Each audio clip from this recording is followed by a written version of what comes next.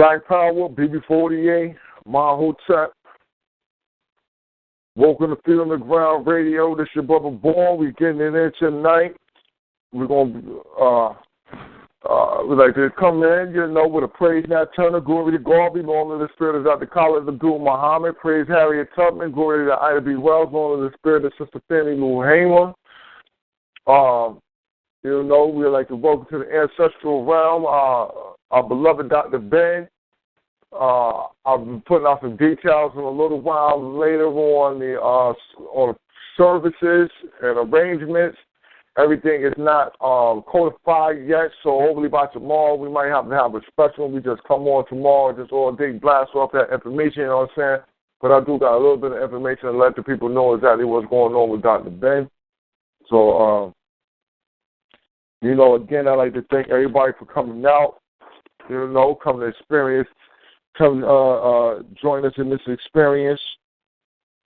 Let me see here. Let me open my chat room. I'll get everything rocking right. We're going to be dealing with this PDF. We're going to be dealing with the Ferguson Department of Justice report tonight. Let me see here. There we go. Get this thing open up well. Let me see. All right. Well, again, like I said, before there, I don't know what guests are. I don't know my co-hosts out there. Not if y'all out there, let me know. It's going to be BB48. If not, it's all good. We putting it in a second. Let me let everybody know we're going live. Like I said, we had a little delay. Moving around. Got a couple things going from here to there, so I couldn't get right in at 10 o'clock. We be pumping on Warm Horizon Station during, the 7 to 9 hours, so sometimes it'll be a little delay. You got to get everything together. Let me see here.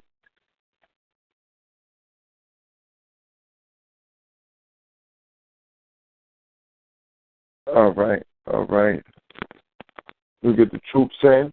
But yeah, we're going to deal with that. Also, we was dealing with a little bit earlier, all the lynchings being had all around the nation, was really becoming and not that it's something that is new to us, but what's going on is the way that the media is scoping it and spinning it out to us is very, we got to be very aware of how they play on our emotions and get us to be emotionally distraught, even feeling like there's nothing that we can do or that we must be irrational in the things that we do. So we have to make sure that we are aware of how they play tricks with what news you get, and how they allow you to view the news, the particulars around the news.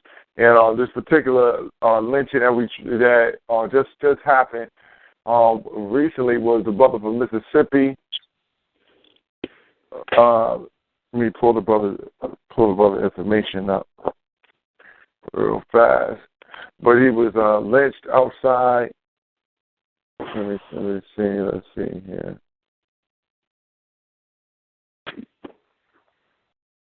All right. Port Gibson, Mississippi. The brother was old as birth, 54. Went missing, then he was found, hung. They're saying that it was a suicide. The brother, though, something though that was interesting in the story was that the brother had been convicted earlier in his life for a robbery and a murder of a white woman, and assuming the same area as where he lives. So there's talk in the town that it was a retaliatory murder. We know, as my sister Camille, she iterated a couple of times that, white people don't forget about things that you do to them. They're always, something that something that they don't lack is long-term memory. They hold on. They hold on to the grudge. They do not forget and don't allow anyone else to forget about what the hell is going on or what has gone on. So let me get this. Let me get the Brother Bird's story. Copy that. Post that inside the chat room real fast.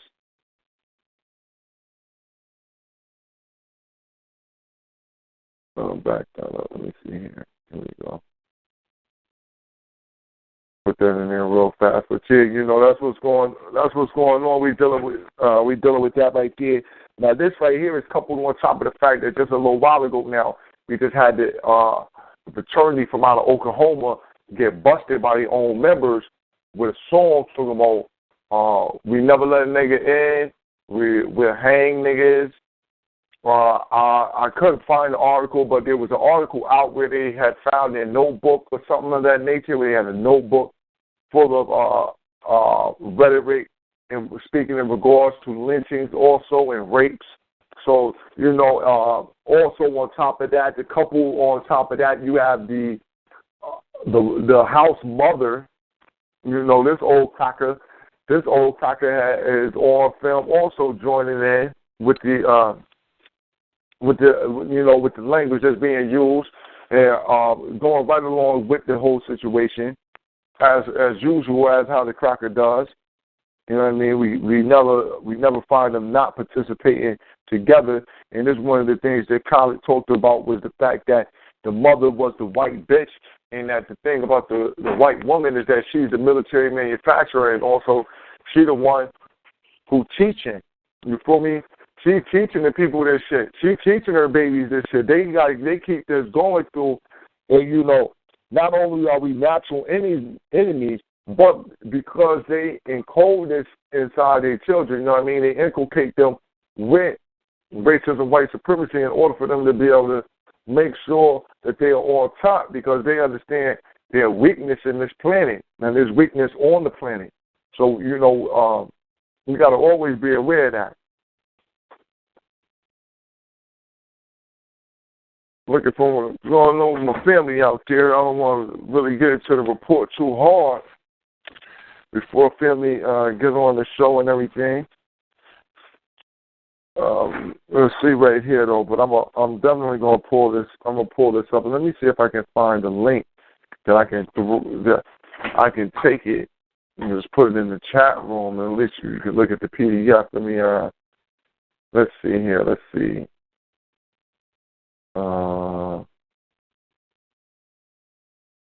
Let me see. I want to make sure everybody, the D.O.J.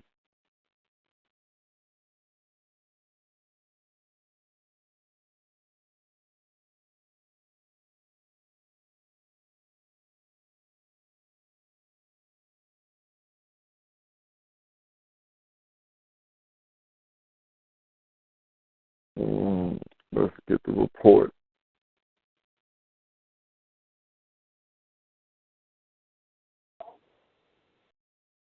I can't find the PDF. Where's the...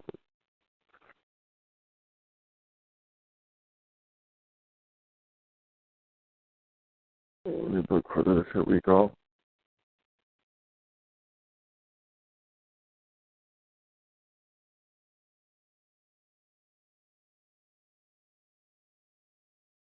All right, family. I found the link for you. We'll throw that in the chat room real fast, so then everybody can follow along with the shenanigans with inside of this Department of Justice report. So I threw that into the chat room. Let me assume and make sure I got that. I threw that into the chat room.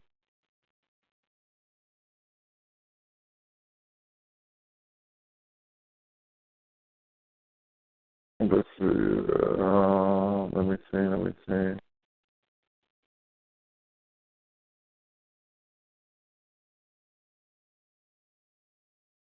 The judge resigns, and then one of the judges resigns. So the Ferguson case is moved after one of the judges for the municipal judge has resigned, and the city's court cases are getting moved.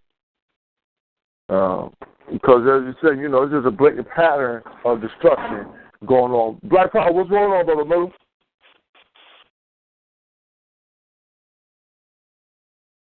Black Power, what's good, family? Man, just cool, man. You know what I mean? I'm living everything raw. Everything raw, striving to do the right thing. Checking it, like I said, we checking this report out, man. Checking this report out.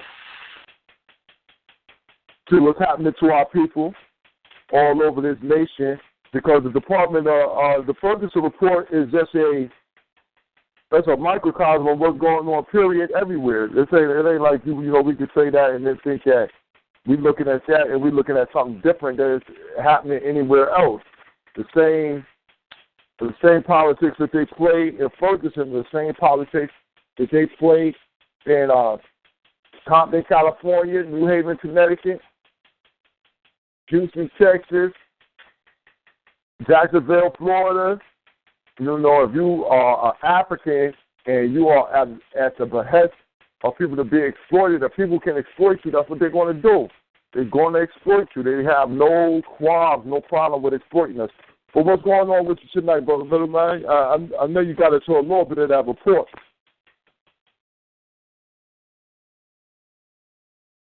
Oh, brother, yes, sir. I'm just doing a lightweight house cleaning. Let me get black in like 15. I'm about to vacuum real fast.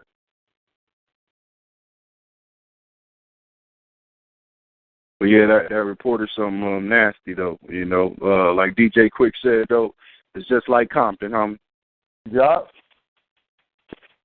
Yeah. No, exactly. The brother said, we all live in the same nightmare, no matter where you at. If you subject to the beast, then you just subject to the beast. It is what it is.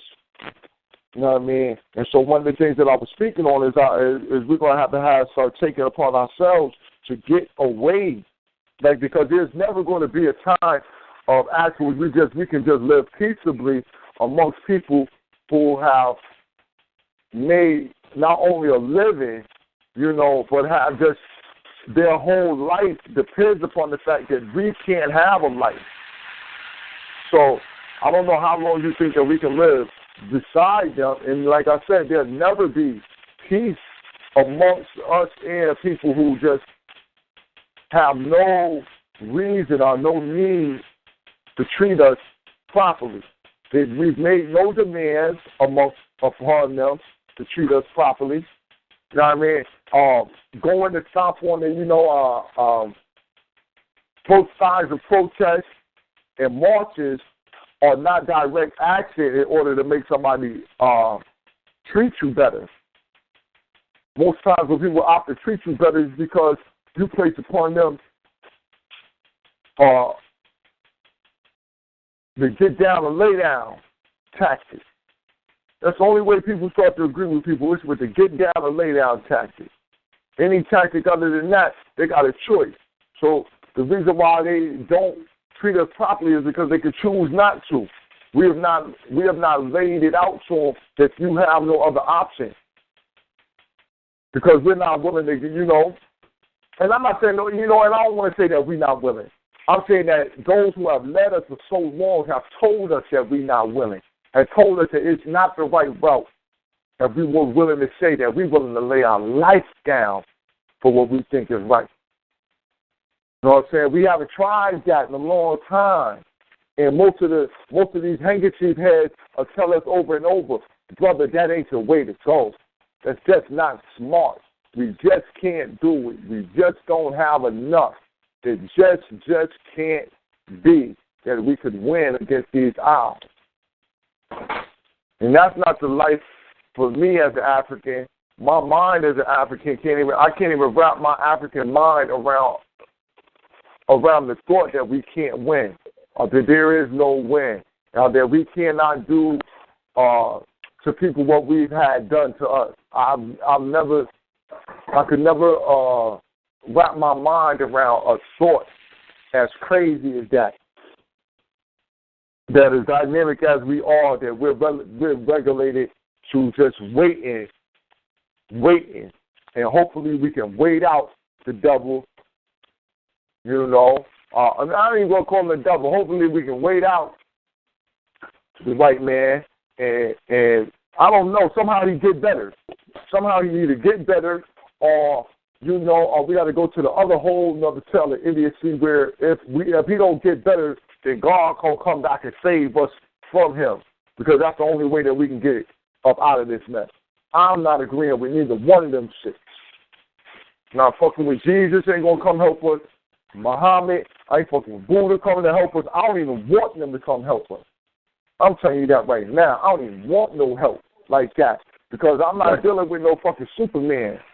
The white man ain't no goddamn Superman, so I don't need no help like that from a supernatural creature to come help me with no regular motherfucker. He just slicked up on some shit and had time enough to be thinking about what the fuck he can do to us. So I'm not with that shit.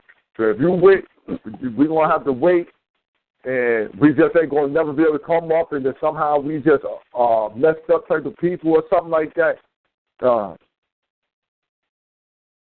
Yeah, I'm going to say this, Brother B. I'm going to say this. Spirituality is murdering us, brothers. It's about to annihilate us. Feel me? Morals and spirituality is going to murder our people, brother. You feel me? I'd rather be wrong and ask for forgiveness to say, damn, you understand, though, right? I had to do what I had to do. Yeah, man. But we want, and it's our nature that we've been around so long that we could just somehow we could see humanity in everything. You know what I mean? We could see the little inklings of humanity and stuff. And that's what has hurt us against this being that we're dealing with, this thing that we're dealing with. It's hurt us. It's been definitely a hard detriment. Well, we no longer wish to coddle those type of thoughts, man. We ain't coddling that shit no more, man. Nobody allow that shit, man. It's unrealistic. It's unrealistic. I had a conversation with family earlier today, man. I had to cut family right off. Like, listen, man, there's no way. I'm not even entertaining. I'm not even going to entertain nobody who's telling me they know that God got to save us. I won't even entertain that shit, man. You know God got to come get us, man, come save us, man, and I'm going to get the fuck out of here. I'm straight. As soon as you say, you know that's what it is, I don't even got no more conversation for you, because you already know what's right.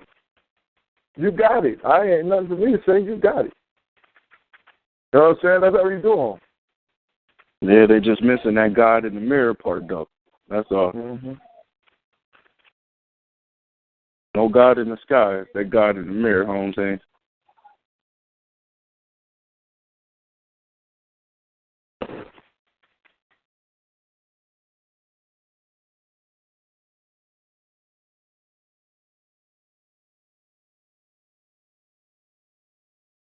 But yeah, man, and God ain't about to show it. Man, listen, I'm just not with that shit, brother. But I can't do it. I can't do it. I can't fucking do it, brother. I can't, man. I tried this shit for just 2. No, I can't do it. Like I said, man, I tried to, family came to me and tried to talk to me today, man. He like, we ain't arguing, we saying the same thing. I'm like, man, we not saying the same goddamn thing, man. I'm not going for it, man. I'm not being fooled. We not saying the same damn thing. You believe that some Superman got to come help us. You tell him, and I don't. So I'm saying we got to rely on our damn self. And I'm telling all black people on the line, we got to rely on ourselves, man. Ain't nobody coming to save our ass. Nobody coming to save your babies, man. Nobody's coming to do that. And this ain't about no selfish shit like individual, but I'm saying like no other people but us as a people. We going to have to do this shit our own self, because we not dealing with no motherfucking, he ain't got magic powers. Trust me on that. He ain't got no magic powers. His only magic power is his ability to capitalize off other shit. That's the only power he got, to capitalize on people when they don't know what the fuck's happening. That's the only thing that he got for him. Anything else is made up madness. That's fairy tale shit. He's not and that's what I'm saying, he's not the devil. I'm telling y'all that. He's not the devil. Even though we can use it, if you want to use it in context when you're talking about certain things, okay. But remember that the devil got magic powers. Remember that. The devil got magic motherfucking powers. So you have to always be aware when you're dealing with somebody who's talking about the devil. The devil, that's why he can't be beat. Because we regular people, and how can regular people beat a supernatural devil who is so bad that he got a gang together to kick God ass? Now, you know this motherfucker tough, and he's tough enough where he can bet God. You understand? This motherfucker tough right here, so we can't beat the devil. But the goddamn so-called white man, we can kick his ass. We can kick his ass, y'all. I'm telling y'all right now, we can kick his ass. And it's our time to shine. So get on board the goddamn freedom train right now. We get into this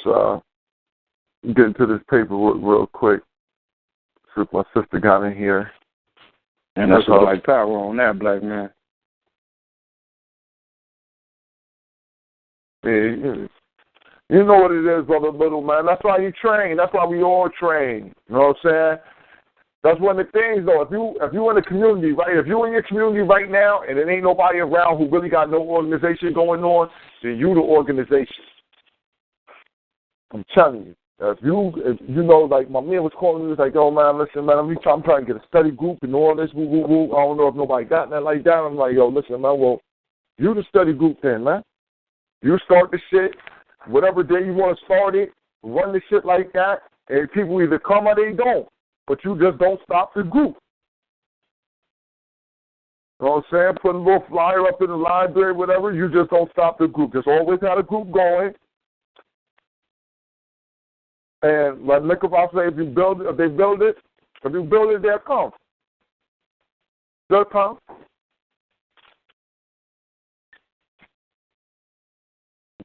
And then get there sooner or later. You just gotta be the one putting that. You gotta be the light, attracting the mobs. Like a lot of times, a lot of us, we want to be attracted to something else. We be looking for somebody else to save us.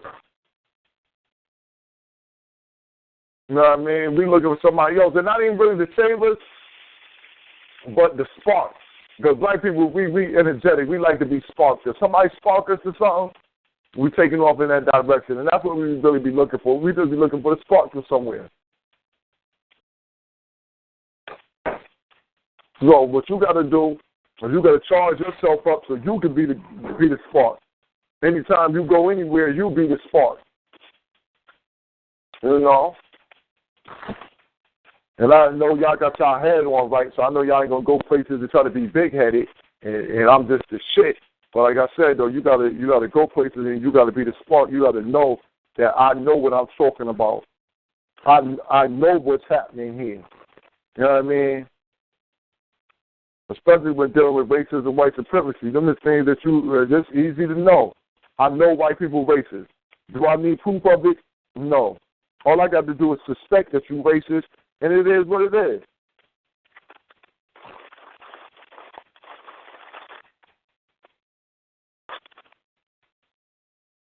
That's the thing about racism.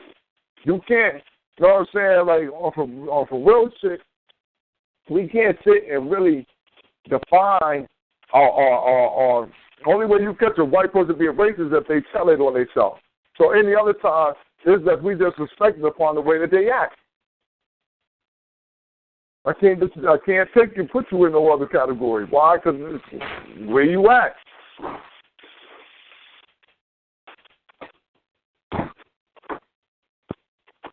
I ain't saying, you know what they say, I ain't saying you're racist, but everything you do is. Goddamn. I don't need to call you racist. That's all the shit you doing. That's what's saying this shit to me. Nothing else. So that's how we get a report, like the Department of Justice report, D.O.J. report from Ferguson. We see blatantly how they not only disrespect the law, but disregard the law, period, and their policing of the community. and it could be all laid out in a wonderful manner where you can see all the information, get all of the pertinent information laid out to show you perfectly that everything that they're doing is wrong and counter a productive culture in that environment, but still we can't prosecute. We find no reason to prosecute. No matter how bad we see, we think that somehow we can fix it. And even we come up with a conclusion to fix it. So y'all just chill out. You don't need this fix. We got it from here. And that's basically what they're telling the people. We got it from here. So now we're gonna have to get the police manual, see what they training and planning for, because they say by 2020 they got a whole other program they're gonna put out over there that's gonna fix everything. And I'm trying to figure out how the hell you're gonna do that. Oh no.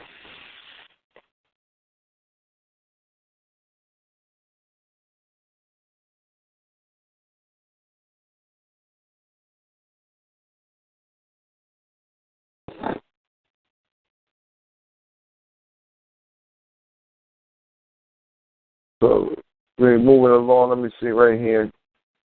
This thing going right. Man, Brother B, but you know what's crazy though, bro? It's like, yeah, it ain't your fault none of that shit happened, but damn, the elders couldn't come up with no counter for the youngins.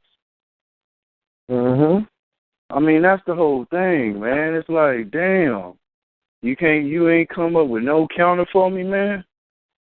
But then you want this goddamn general respect when you mob down the street. You know what I mean? You should be lucky I say hi and bye and don't take off on your ass. You know what I mean? Other than that, I mean, damn, what I'm supposed to respect? That shit be crazy, bro. Like, damn, like, how come we can't? Come on, elders, y'all been going through this shit. Y'all ain't work out nothing. No, nothing for the youngins. Just let them keep racking up felonies and misdemeanors, huh? Fuck it. I mean, come on, man. Point the finger all you want to, but goddamn, you're going to have to take the blame for getting your ass whooped sometime. You're going to have to say, damn, I got to learn some martial arts or something because I'm keep getting fucked up. Now that's real shit, though, to me. You know, again, they adopted this cowardice mentality. When you don't want to fight back no matter what, that's coward, family. That ain't no fucking fear. Fear is when I'm walking and a nigga tap me up from behind, I say, oh shit, turn around, I might bomb on you. You know what I mean? That's our reaction. That's fear, nigga. You feel me? Ain't no fear when you draw in the line. No matter what happened, I'm just going to get whooped on. Come on, man. Nothing in nature even do that. A baby won't even do that. We're not thinking right. Hey, Amos Wilson says it best, man. Everybody got to get on Dr. Amos Wilson. In order for us to live in this fucking country, we got to be crazy. We have to be out your black mind in order to live in this cracker society. It's mandatory. It's mandatory. And that's why we do what we do. Every maladjustment we have in our personality is there for benefit for white supremacy. It ain't there by accident. You didn't put it there yourself. You know what I'm saying? The cracker put it there for his supremacy to keep running your ass. You know what I'm saying? But again, all that's fine and dandy. But what you going to do about it? If you don't ever do nothing about it, you're going to get annihilated, family. And like Dr. Amos Wilson say, ain't no law in the universe to say you can't get annihilated. You can't get extinct. You think your melanin going to save you? You think you're going to hum and pray and meditate and you're going to astral project your way out this shit? Huh?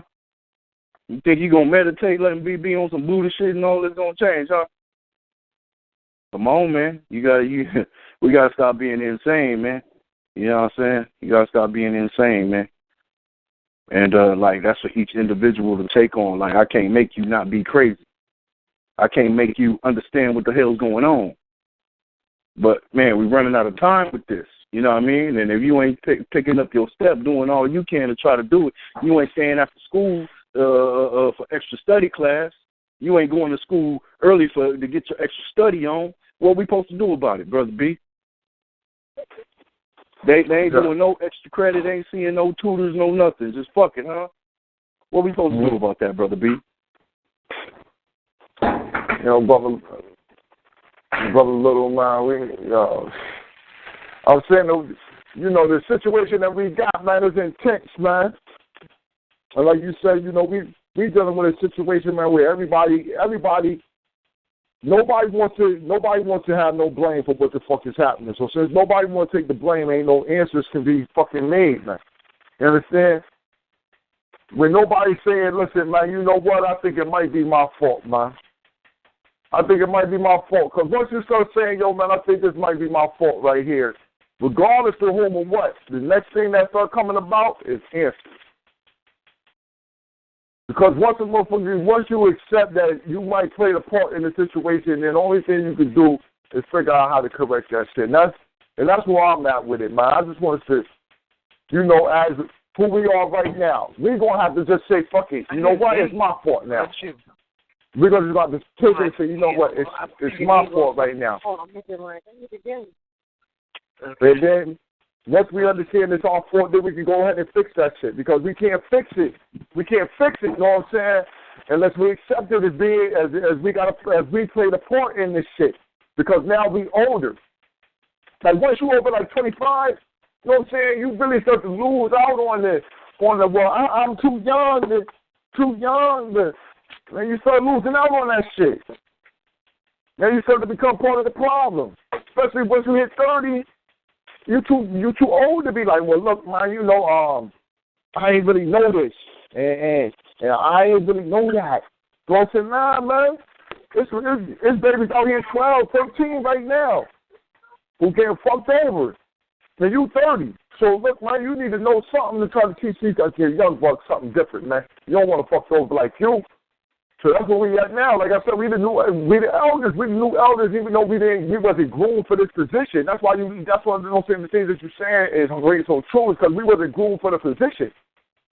Most times in proper culture, everybody is always grooming the generation up under them to take their place.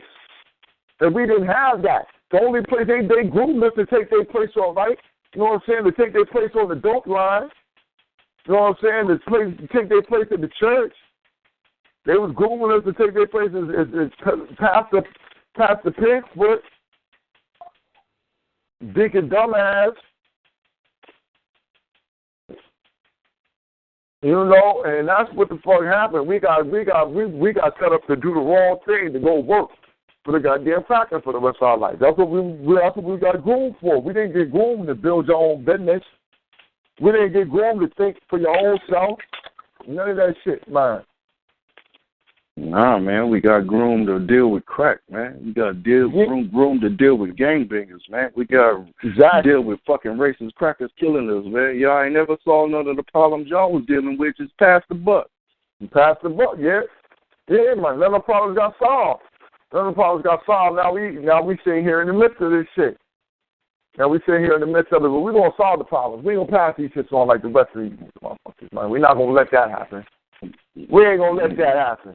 We're going to be reading your reports and making the people aware of exactly what the fuck is going on, because here, once the people are aware of what's really going on, we can start to consolidate. That's what was happening when we first started jumping the fuck on. We knew that we was dealing with the beast, so we consolidated. Fucking integration fucked us over. Integration and cocaine fucked us over this last 30 years from the 1970s to 2000s. It was just like the ultimate fuck over. It just made us lose our sense of who we were and where we was headed to. Yeah, they lost all the riches that our elders laid down on the Black Wall Street and all that. Gave it all up. just to have a cup of coffee with the cracker. God damn. Yeah. Nah, I ain't gonna say they gave it up, though, brother. I ain't gonna say they gave it up, because they was bombed out that shit. Brothers they was getting killed. Hey, like I say, brother, if the bully keep whooping your ass and you ain't never beat his ass, what's your excuse, brother? No, I understand what you're saying. I understand where you're coming from. I just got to look at it and see that they didn't. But you know, understand that's part. That's only Tulsa, Oklahoma, brother. Still got New York, still got Alabama, still got all the other states. No, they did that. That's what I'm saying. Like they make it seem like they only did it in Tulsa, Oklahoma, but they did that shit everywhere. They was coming in. They pushed that shit everywhere. Everywhere they was black cities, brother. They did that shit everywhere. Ran niggas out, bombed them up, shot them down. Because we was not thinking in a manner that we would have to protect ourselves from people who already said they didn't want to be around us, who we separated from. We separated away from them. We like, all right, we straight. We in our own shit. We don't, they not fucking with us. We ain't fucking with them. We don't need no army. We weren't even thinking about protecting our shit in that type of military form because we just felt like they let us go. Now we're going to have to build our own shit. And so we went to doing that. Not even thinking once at all that, we build our own shit. They might come for it. I think we actually thought that we straight. They don't want to mess with us. We won't mess with them. And that surely was not the goddamn. That surely wasn't the deal. Because over time they seen that they making more than us. If I'm mistaken, we had it. Amos Wilson broke it down. He I could send the lecture out, but he breaks down like we had our economic come up in the 1800s, lost that, got it back again in the 60s, lost that, and that's why we're here where we at right now, and we didn't learn the goddamn thing from having and losing none of our wealth. Because the first thing, like you said, they should have had the army when Tulsa, Oklahoma came from the 1800 lessons. Every nation got an army. That's like the late 1800s right there. That's 1920 right there.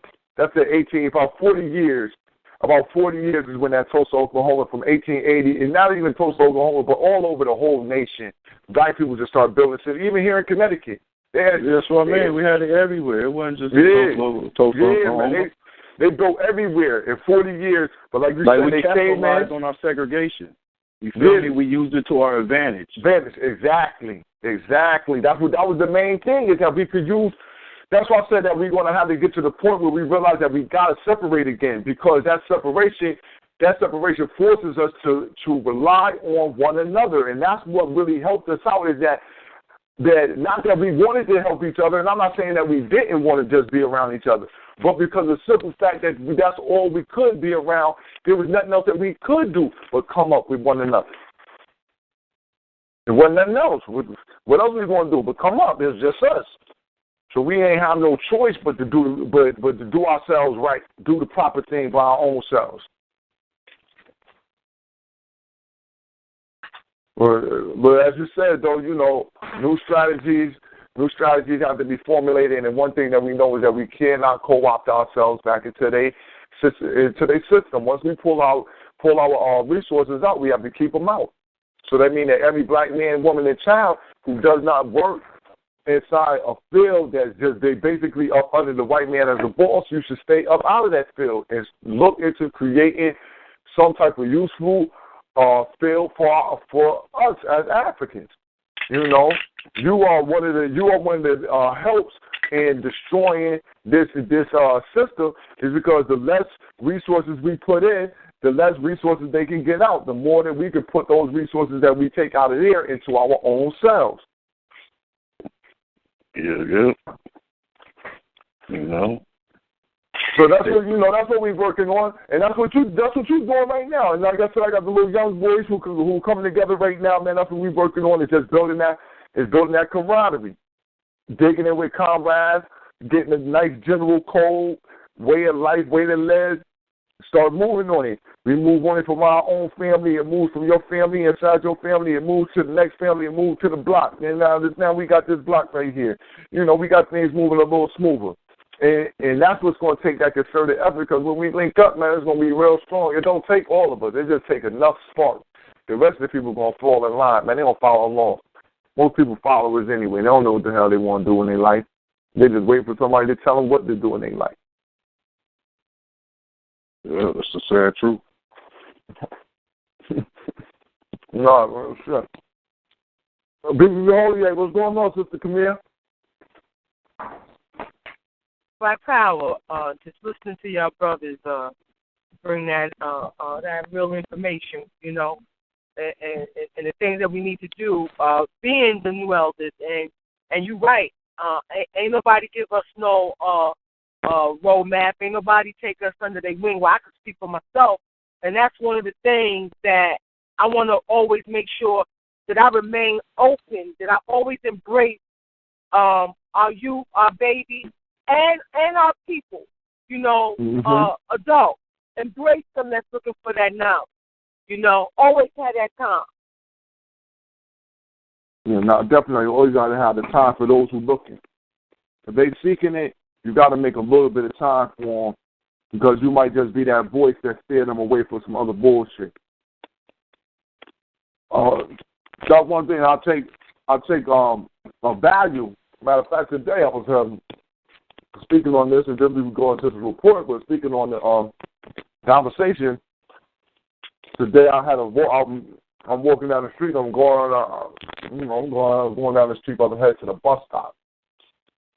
So I seen a little young boy, he run up on me, you know what I mean? We chopping it up.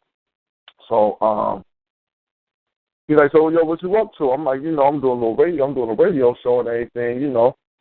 We deal with a lot of different topics. And so he do music. He said, y'all put do music up there? I said, hey, once in a while we might play some music and everything. I said, but we really ain't, you know. I said, we really don't do music too much. I said, you know, we conversate. We do, like, talk radio. So he like, oh, word? I was like, yeah, you know. I was like, our last show was Saturday. We went on the origins of Christianity. He was like, oh, word? He was like, yo, you know I'm a Christian, like, right? I was like, word? He was like, yeah, you know, I'll be going to church and everything. I said, what you a Christian for? He was like, I don't know. You know, that's just people, I got to go to church. You know, people got to go to church, man, because it's God out there. So, you know, I'm like, man, well, I don't subscribe to that God that you're dealing with. And just, you know, we just had a nice little conversation, but he walked with me. We walked, talked for like 30 minutes, took him all the way out of, I don't know where he was going to, but he wasn't headed the direction. He was coming like towards me when I seen him, and I told him we turned around the whole other way and just walked and conversated for a little while. That's on the sides of why we on why we do believe. You know what I'm saying? And getting free. I wasn't trying to, you know, and like I said, I wasn't trying to take him out of what he was thinking about or put him into something else. But I just want to, you know, have him ask the important questions of your own self. You know. And so, you know, I was just so good to have that chance and then to have him be willing to be open to the conversation and not only be open to it, but to ask me, you know, look, well, now teach me something about this, man. Let me know. Let me know about what this is that I'm dealing with. And so that was definitely a good look. Made me feel good, man. And that's what we got to be open for that conversation right there. You know, he got the young man just had a little young one. Just had a little one, you know. These jokers 19, got a seat on the way, and for to take him, and he walk all the way down the street with me, take a whole another trip into a totally different direction. The jewels that I kicked to him, he might be able to drop him to his baby. He got a new one. So that'd be my main focus. Just keep it going, because that's the worst thing that we dealing with is our mental fuckery. And religion is one of those things that have us binded up. So anytime you get a chance to step on religion, please do that. Step on it hard, too, with 2 feet. Don't give it no life support. People say don't disrespect religion. Should be respectful. Fuck that. They disrespected us. Any shit that can use it. If you can use your shit to say it's okay for us to be slaves, then fuck your shit.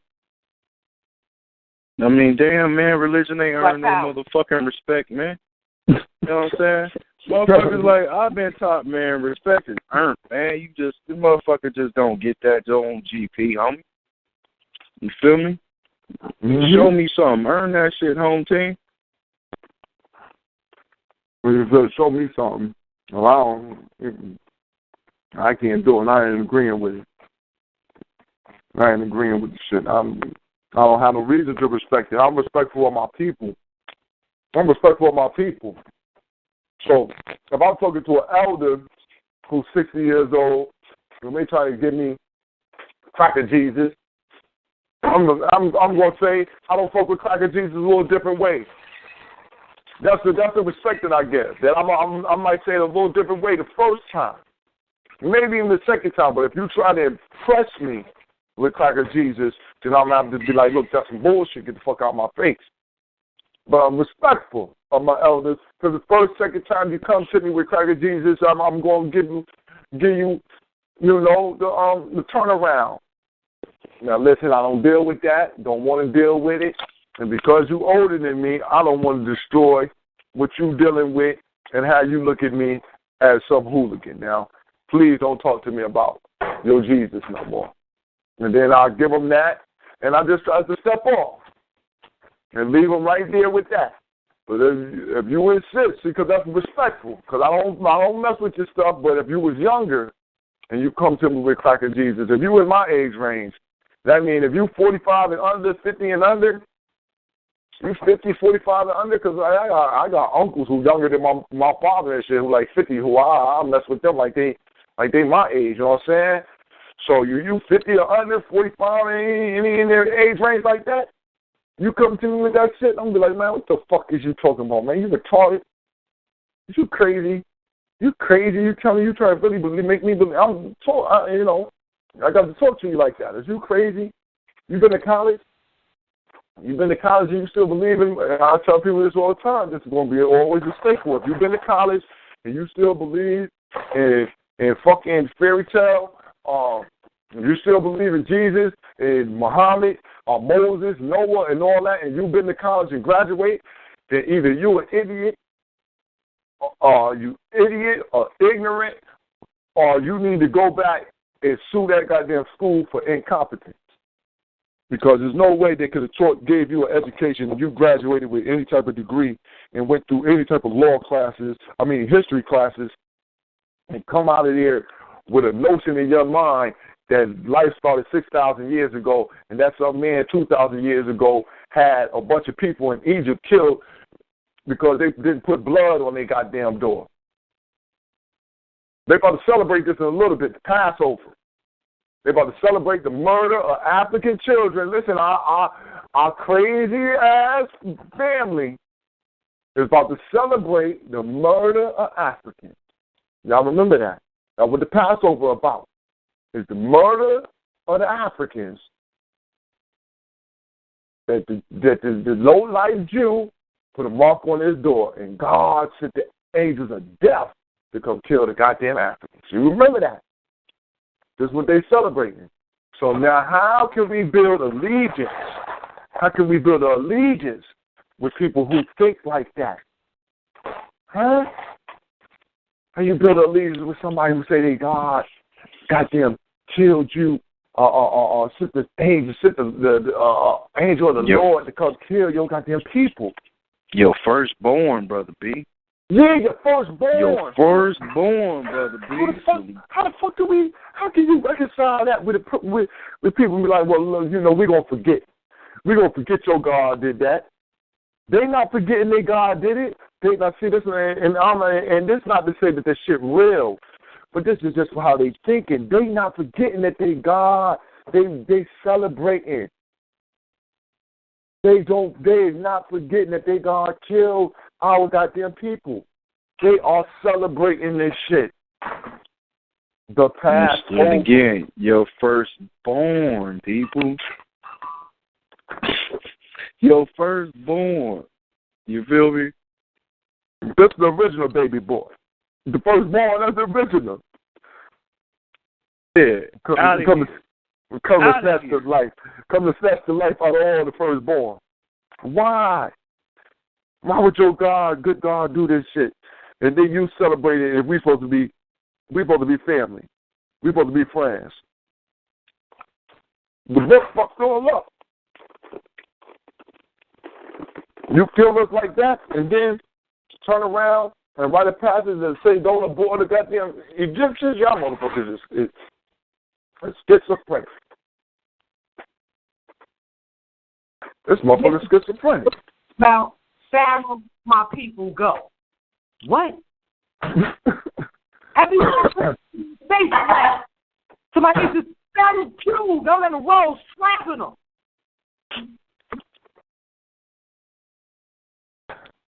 Let my people go. Now, this shit is coming up, the Passover. The Passover. Come on. Y'all call up some of y'all Hebrew friends. Let me hit one of my Hebrew family up. Yo dumb ass in here to tell me about this, right? The Passover. You know, and they celebrating this. They pumping this. They put commercial.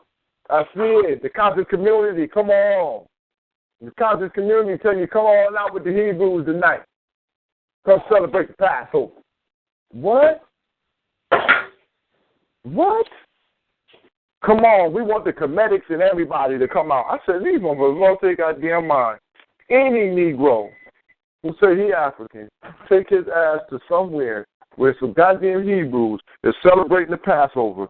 Your ass is you are officially off your motherfucking rock, man. That's official. That's official. You go somewhere where these people is celebrating the murder of your firstborn, like there's no way. There's no way. So that's why we got to get away from this shit, because we can't be friends. No, look, we want to build bridges with them, but how?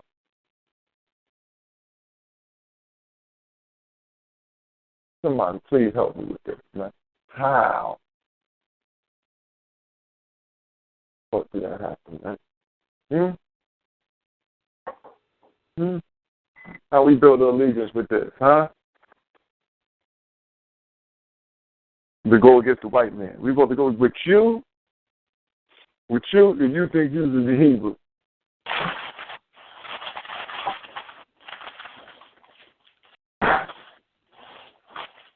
You have to watch these people. I'm telling you right now, you know what they're going to do. You messing around with them jokers, man. They're how you like cannon fodder. They're how you like cannon fodder. That's why you can't trust none of them. None of them who practice that stuff. Because they all look at you like an infidel. They all look at us like something wrong with us and like we against their God. And at the end of the day, if you win in a fight with them, right, we all side by side, we fighting for freedom. We going to get our freedom from this white man. If we get that freedom, trust and believe, them motherfuckers going to look to put us up under the yoke of slavery again. Because their God going to say is justified. They ain't living by the law. Get them. Nah, they ain't going to be able to do that this time, Brother B. They getting annihilated, brother. No, annihilation, brother. But you understand playing no games. Any nigga want to save them, you could go join them, brother. Black Power. No, you understand what I'm saying, though? The context of me joined in with people who thinking like that. Yeah. No, I understand what you was talking about. But I'm saying, nah, we ain't having no more of that shit. The end of them games is over. That game over, man. We played that before. See, again, that's why history is so important and necessary. You learn how to fix shit. You learn how your elders dealt with shit. You learn, your somebody's history record. Like this cracker ain't never known peace. So the cracker get up there talking peace, you start laughing. That got to be a joke. That got to be the funniest joke on earth. Because if you knew history, you would see why that's the funniest joke on earth. And he up there clowning. And he up there clowning. And you just going along with it like a dummy. See? You got to know history. Because once you know who this beast is, he don't know nothing but murder. Murder, death, kill. That's all he about. Oh, and pedophilia and being gay. Can't forget that shit. Can't forget that, right? No. You said that we want to get it. And fucking going in with the dolphins and shit, raping animals.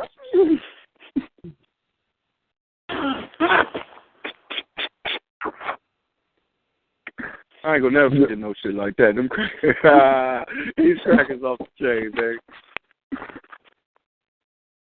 Don't go break the dolphin. But yo, check this out. Guess what they did over there in Cali? There's a lawyer just passed a referendum that he's trying to get voted on to kill the gays in California. Yeah, I see that shit. You seen that? I said, damn, the white man right. He's like a broke clock. He right twice a day. He right twice a day. You can catch him every once in a while. You catch him saying something the right thing. You got to be listening. That's one of them. What's that cracker that started the religion up? One of them Lutheran motherfuckers. That's what he is. He Martin Luther. That's Martin Luther reincarnated. He ain't playing. Yeah, that's old Martin Luther. When I got us a modern monophysite.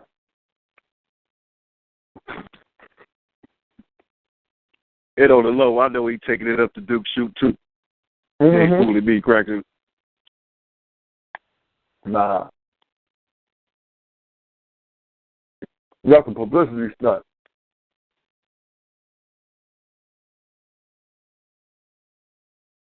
I can't believe that. I think he needs business. That's some type of publicity stunt, man. He'll be all the different radio stations. He's gonna be all on the news and all that shit. That's what he's trying to do. Sitting no faggy ass California ain't going to make no law like that when they just trying to pass a law to just say ain't no age limit on sex. Hell nah, that law ain't getting no play out here.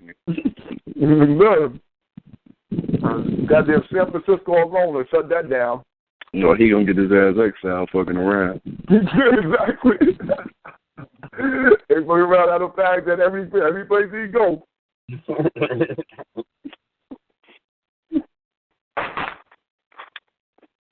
They be on him like they on Umar Johnson ass right now. Fuck the fags, man. They ridiculous, man. Yo, you see this shit? They shut Umar Johnson tour dates down.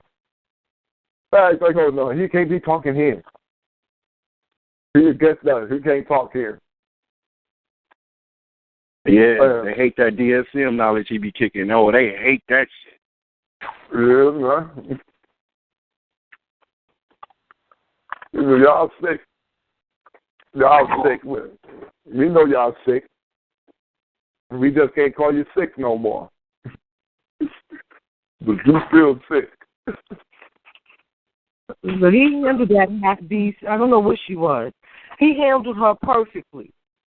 Oh yeah, that she was a homosexual. Oh yeah, nah, she was half beast. Yeah, the definition of half beast. She looked like half beastie. She looked beastie. I know she was a homo promo all the way. Fucked up.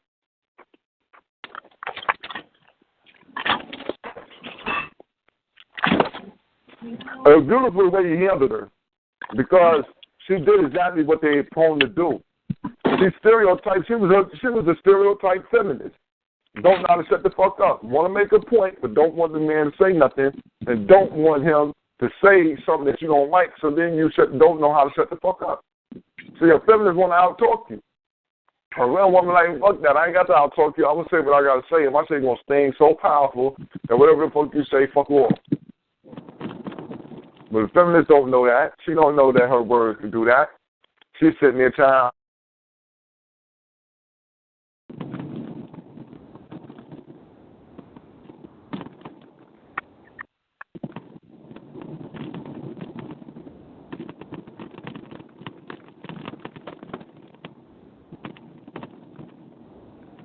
Yeah, man, she shouldn't even. I was like, I want somebody in the crowd to smack her ass, man. What?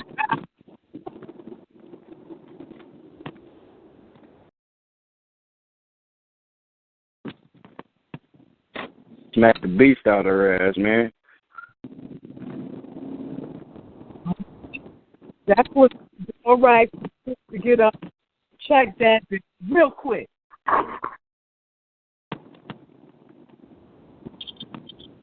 I'd be like, listen, you should shut your gay ass mouth. I ain't spend my money to come here. You about your little bullshit.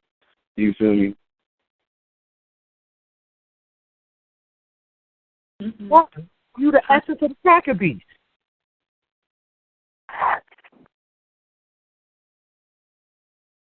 What power?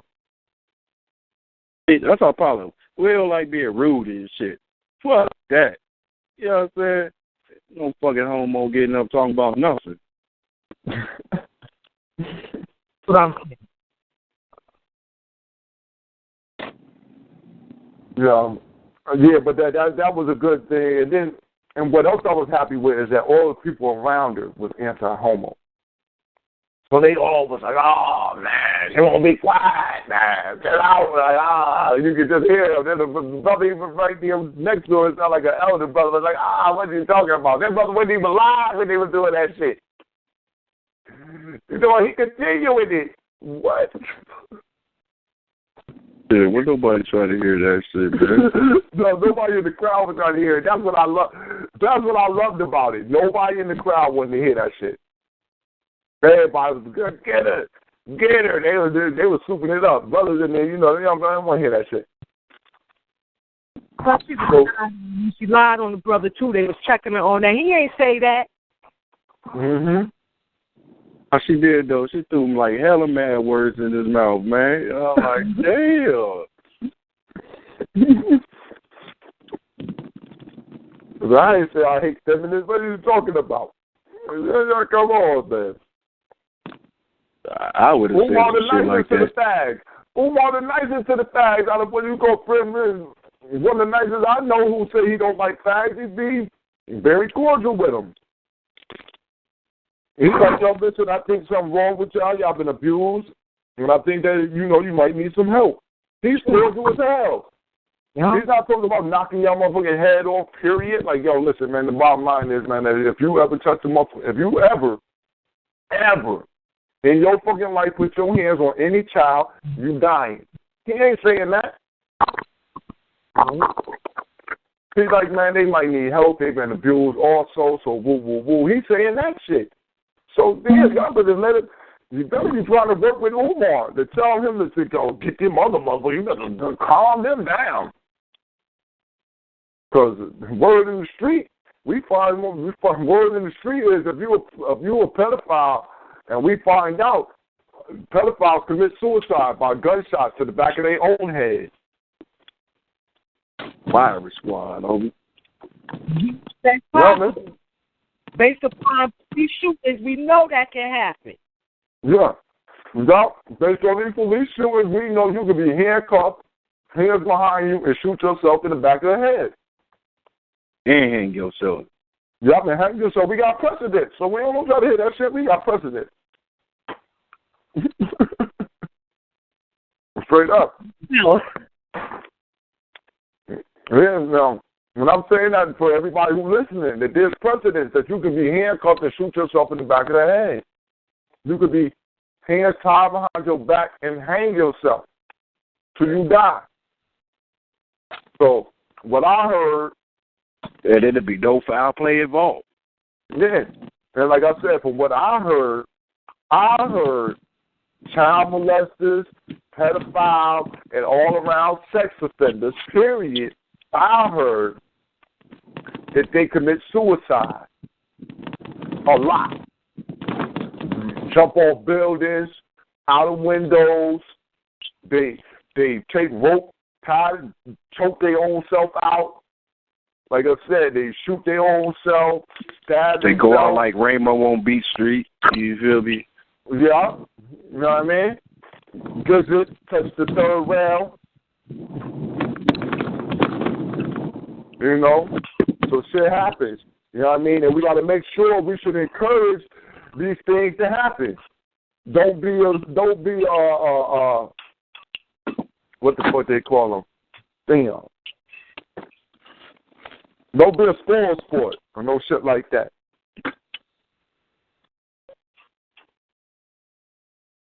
Best thing a person out to do is side.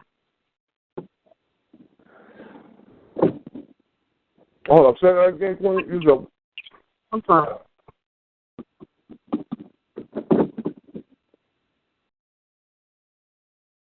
Now, Sister Camille, say that again. I'm in agreement. The best thing a pedophile could do is to commit suicide. That's the way to be sick. Mm-hmm. Yeah, best thing for you is suicide. Best thing for you, you know. You know what I'm saying? Like I said, man, we catch you out there, man. We get the call. We get the call from anybody. We get the call. No matter what. Listen, man, all y'all got to do is call, man. Hit me on my bat line. You know what I'm saying? I give you the bat line number. Just all you got to do is hit my email address up. That's blackpowerblock.com. blackpowerblock@gmail.com. Get you in tune. You hit the back line. Let us know who these molesters is. Pedophiles in the area. You know they touching people, this, that, and the third. You know what I'm saying? And we got somebody who's hot, you know, and they need a little talking to. They might need a little encouragement on their suicide trip. Just let us know. We got people who encourage suicide. We got a lot of Jack Kevorkians around. We can assist that.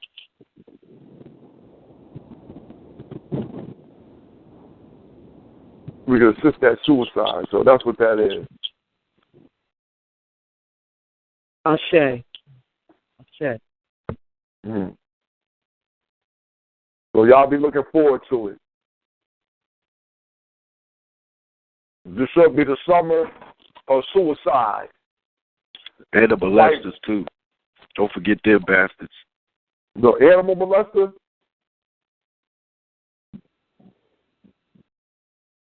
Hold up, brother. Who you say? Nah, just the molesters, too. Oh, yeah. All molesters. Yeah, all molesters. All y'all, all y'all together. Put them all in one group. Call in. I was going to call in. Trust me, the bat line works. Call in. The bat line works. Especially for the little mamas. They ain't got nobody to turn to. Hit the bat line up there. Yes, exactly. You don't got nobody to turn to. Hit the line. And let us know what's going on.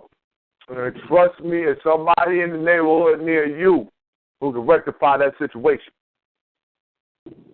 That situation can be corrected. Suicide assist can happen. How?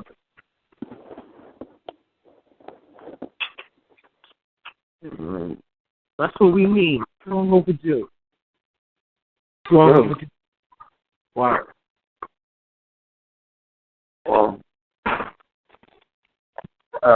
Now that's the move. We gotta have that as a standard.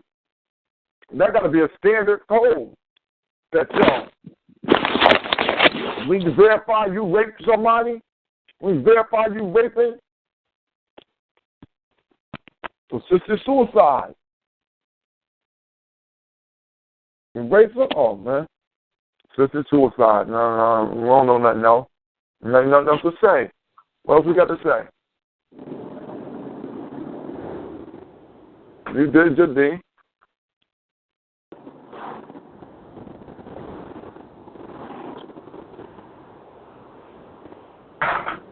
What?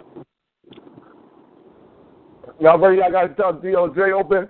Did the people in the... Oh, man. This one shut down on me. I ain't wanted to shut down like that. Open one. I want to turn back up. B48, what's going on out there, brother Calls? Did everybody get the people in the chat room, did y'all get the PDF? I want to make sure everybody got the PDF. If y'all could type in on your computer, just put a 1 in it. If you put a 1 in the chat room, let me know that y'all got the PDF for the Ferguson Department of Justice report. If you could, just put a 1 in.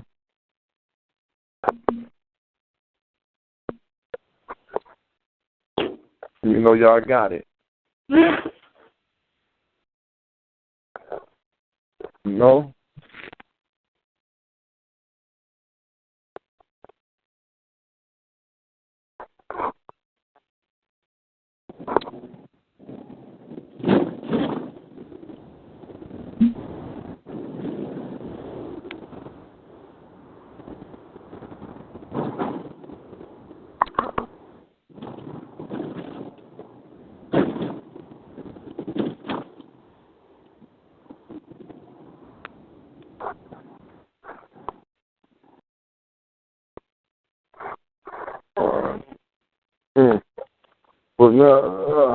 Shit. There was one other article, too, you know, being news, and more news. You know, we don't normally do news tonight, man. There was an article that I wanted to put in about Atlanta. Well, Atlanta, man, they got this super high AIDS goddamn super high AIDS number going on out there. There's explosion in the AIDS population, and we know why, because Atlanta is super homo. You know what I'm saying? So, what the fuck? Got another one though. The German crash. Mystery deepens in the French Alps plane crash. You know, plane crash kills 150 people in the French Alps. The black box was found. You know, 150 crackers died. You know what I'm saying? That's a good thing. You know what I'm saying? You know, that's news, and more news. Y'all can catch that. I'm checking that out on Yahoo right now. It's front page. Just 'cause that's my home page and shit. Oh, man. What the fuck? Yeah, man. Peckerwood's falling out the sky.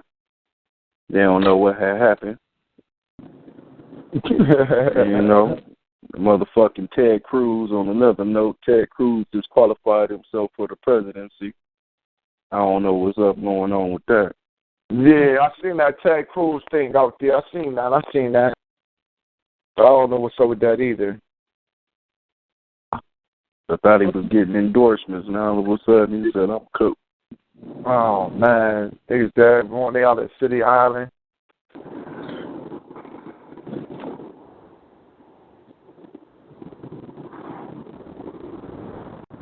You know.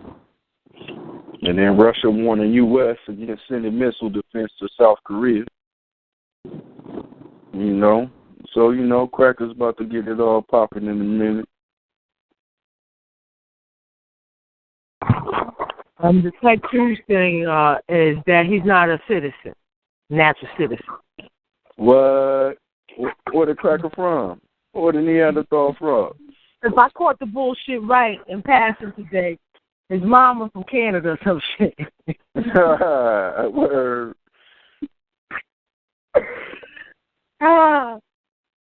Oh, shit. Fuck this whole flow up, bro. That's bullshit. And so, you know, these was concerned. The beef is talking about the half of Obama not being citizen. And your mom from Canada. So it's that bullshit. Shit like that.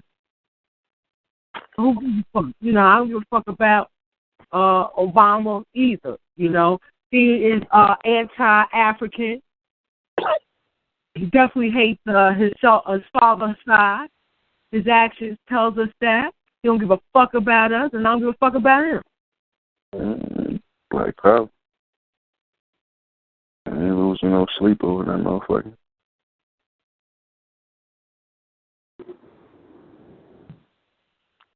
Nah, no sleep will be lost on that shit. They gonna pop his ass in a minute anyway.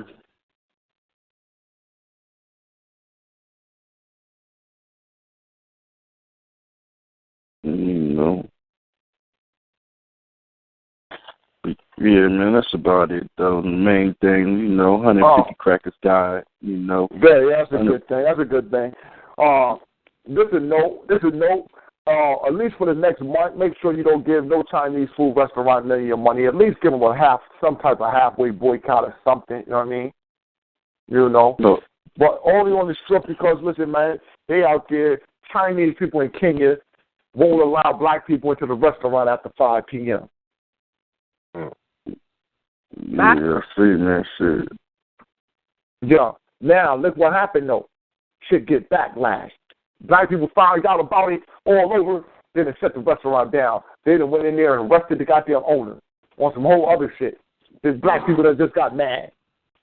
which is a good thing. Because once it got out all over the place, like this whole no, hell no. Hell no. Now you gonna come in my country and try to pull that shit, motherfucker. And pull that that's what I said. I was like, what the fuck? I was like, yo, see if it's in your little punk ass country, but you coming to my country trying to pull that shit? Oh, hell to the no. You got to go there. ASAP. ASAP. That's what I said. How the fuck could come on, man? Y'all can't be in our country and then tell us, yo, look, you can't come in here after 5. What? Burn this bitch down. Burn them. You feel me? Burn them. Now, burn them. We tax you, homie. You don't tell us shit. It's a blessing you up in here, motherfucker. I want to get this out to our people, too, real quick. I want to do this for our people, you know what I'm saying, because we definitely need it. We definitely need this information right here. Right here.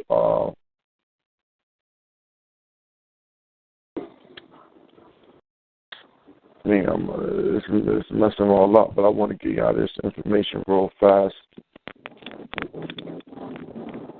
We got some food being recalled, so I don't know if y'all eat any of these things or not. But these is from the Amy's Kitchen.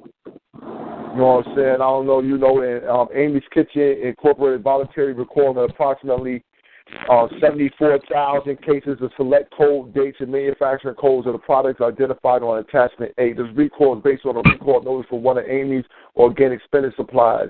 Amy's may have received organic spinach with the possible presence of Listeria monocytogenes, cytogenous, an organism that could cause serious and sometimes fatal infections in children. All right. If you got some of these Amy products in your house, that's vegetable lasagna, the vegetable lasagna 12-pack, the vegetable lasagna in the can. That's Canada and United States, package type box. Tofu vegetable lasagna, the garden vegetable lasagna, tofu scramble, enchilada verde, spinach pizza, the brown rice and vegetable bowl, the stuffed pasta shell bowl, vegetable lasagna, brown rice and vegetables, gluten-free tofu, gluten-free, dairy-free vegetarian lasagna, vegetable lasagna, enchilada meal, and the family-sized vegetable lasagna pack. And that's from the Amy's Kitchen, which is one of them bougie type of labels that they sell at the Whole Food stores and the rest of them cracker stores where they selling you the same bullshit food, but they put a high price on that shit. That's what the fuck that Amy's is, because I've seen some of that shit before. I've never bought it, but I know exactly what they're talking about. So y'all be careful with what y'all putting in your kitchen.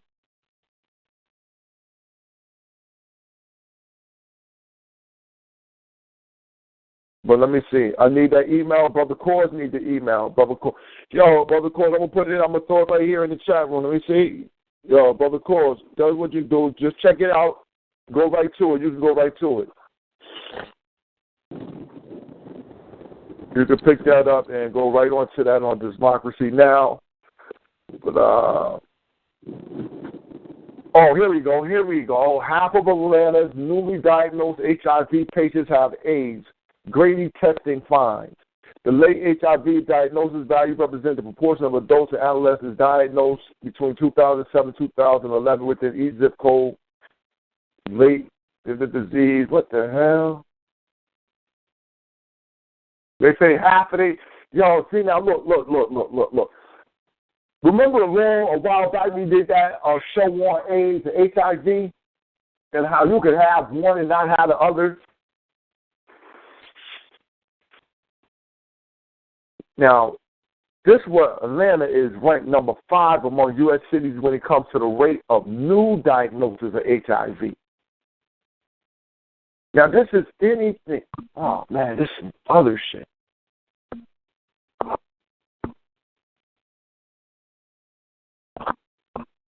That by the time these people find out they got HIV, that a third of them already got AIDS. Damn. Since 2013, Grady Hospital has diagnosed an average of 2 or 3 patients with HIV every single day. That means they talk about this keeps me up awake at night. The doctor, Dr. Abigail Hankin Wade, that them Chinese woman, like, what the fuck going on here?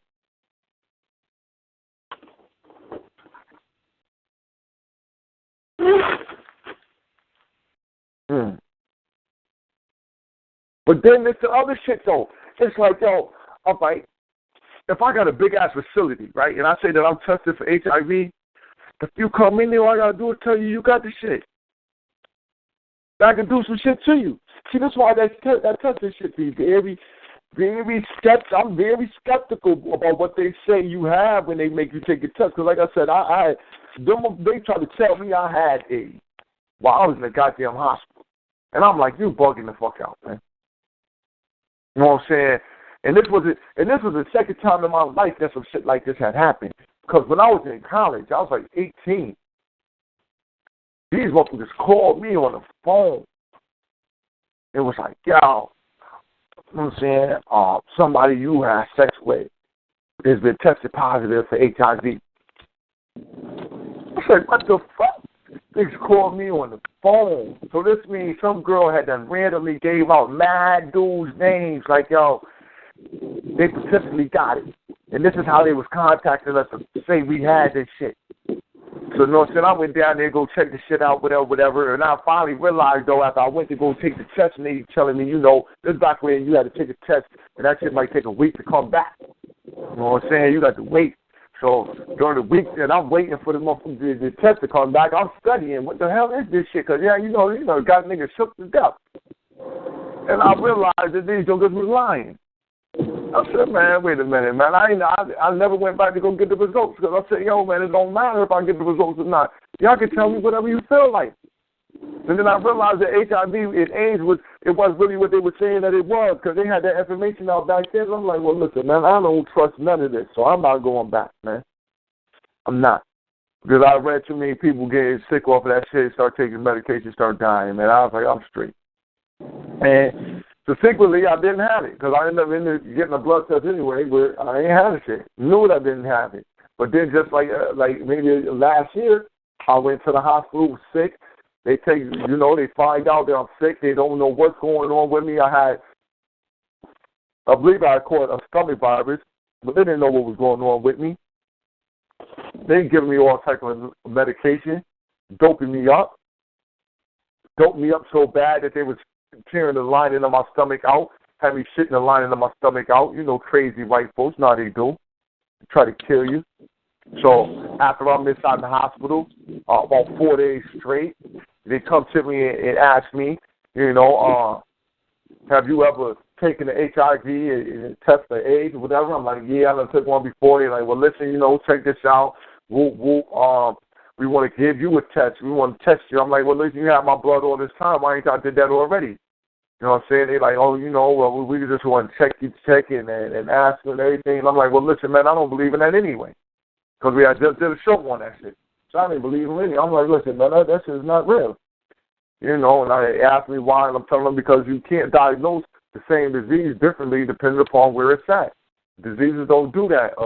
A disease has a set, it's set in what it does to a person. It doesn't do something in America, and then when you find that same disease in South Africa, or you find that same disease in Russia, it does something different to the people. It does the same thing to the body no matter what. That's how you can die. That's how you diagnose it and be like, no, you have this. It's because it gives you this. These are the symptoms, this, and this. You know what I'm saying? You don't have a disease and say, well, this disease symptoms are runny nose, you coughing up blood, and you got boils or whatever have you. You know what I'm saying? Open sores, and you get open sores with this. You get fevers, you get open sores, and you coughing up blood.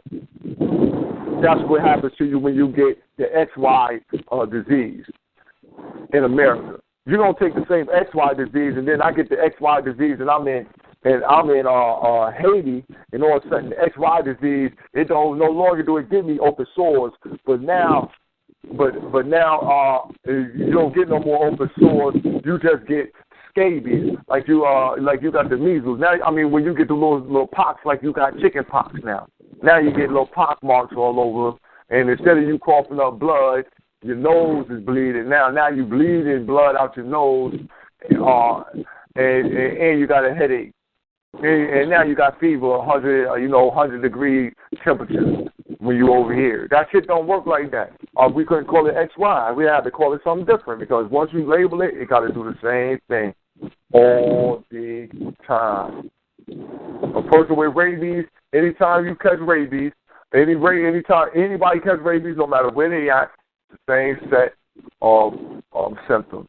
So that's how I know that this thing is a farce that we're dealing with. But I just want to throw that in there real quick for Atlanta. And these homos they set for the execution. They set for the execution, man. And then there's the whole black area. It's like, yo, this the African, super African community right here in Atlanta, man. Total freak fest. Black gay capital.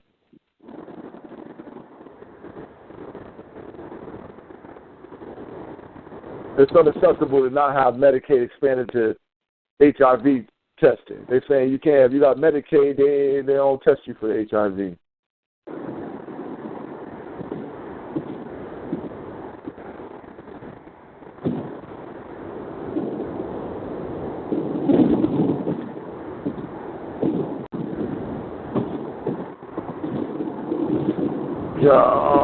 Yeah, let me tell you, that's a large, almost 10% of the people in their area has HIV. Despite high HIV rates, Georgia schools ignoring LGBT sex ed.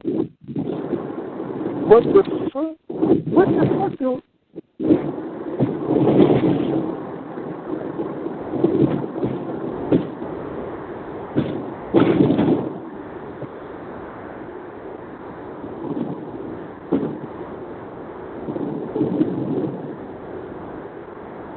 Yeah, man, what the fuck would you do? Listen, don't check this out.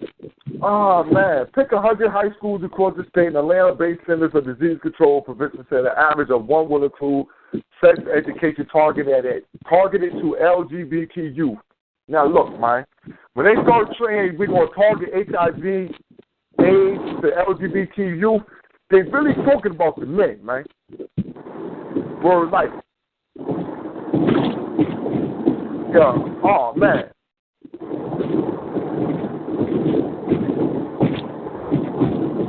Yo, listen, what the fuck? Look at this little young thing. Then they got the little young fat brother up here. Caleb Anderson is not one. Caleb is a junior at Atlanta's Best Academy High School, an all-male, mostly African-American public high school in southwest Atlanta. They don't bring up anything other than man and woman having sex, he said. With me being out and gay and sitting in the sex ed class where they're just talking about a heterosexual man and woman having sex, it doesn't really apply to me at all. Caleb, who is black, says his family talks to him about safer sex. He feels he knows enough to protect himself. What he didn't know was that a young black gay man in Atlanta who starts having sex at 18 has a 60% chance of becoming HIV positive. If you're in Atlanta and you turn to faggoty life at 18, by the time you're 30, you're 60% sure that you're going to be fucked up with it. Your immune system going to be ruined from dicks and ass. See? Your shit going to be ruined. Don't know what you doing with your goddamn. See, that's playing with all that shit. I don't get scared often, but that really scares me. I just didn't really realize it was that big in Atlanta. What? He didn't know. I didn't know it was this big. I'm scared now. See, I'm glad I'm a man. I'm telling y'all right now, man. They can say that shit they want to, man. And we ain't getting AIDS like that. You heterosexual, you ain't touching the chicken like that. You ain't catching it like that. They scared us a long time ago, but we ain't catching AIDS like that. But if you one of them funny daddies, now, Eli Rosenberg, Associate Director of Research Project at Emory University Department of Epidemiology, says that statistic is mostly consistent with what local researchers are seeing. For 5 years, he's been looking into why Atlanta's HIV rates are so high. The word he used to describe the HIV infection rate here among young black gay men, shocking. Now, see what they're saying? See how they just moved us into it?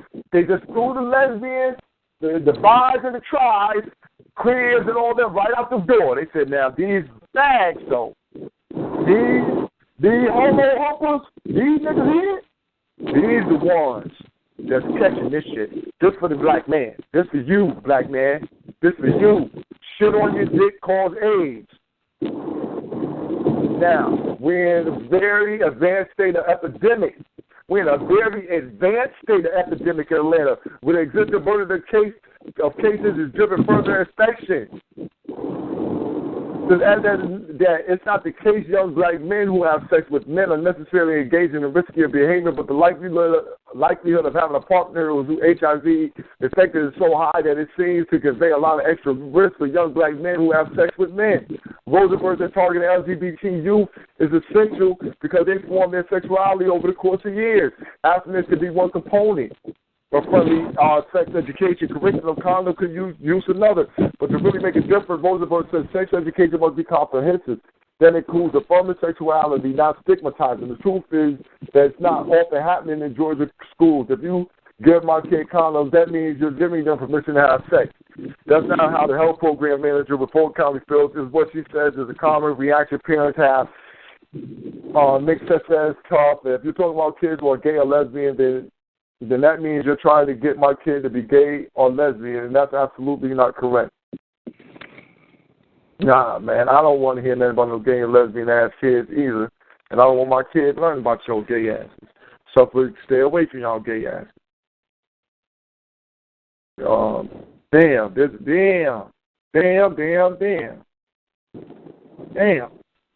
Look at this here, man. They just targeting. I'm saying they targeting us. They targeting us. Don't move to Atlanta. You got a young black man. You got a young black girl. Don't move to Atlanta. A young black man, don't move to Atlanta. Don't do it. Don't you do it. You might can move to the outskirts, way in the outskirts. But don't you move right up in there into that sickness and filth. You know why?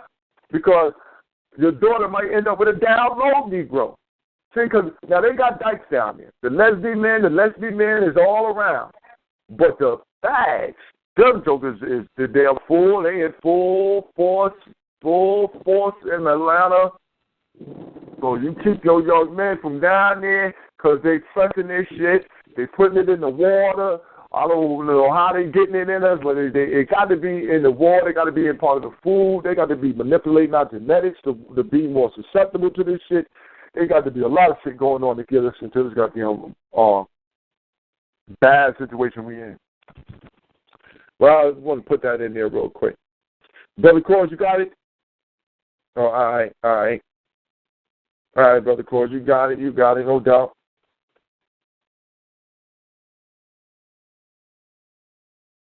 All right, family. Let's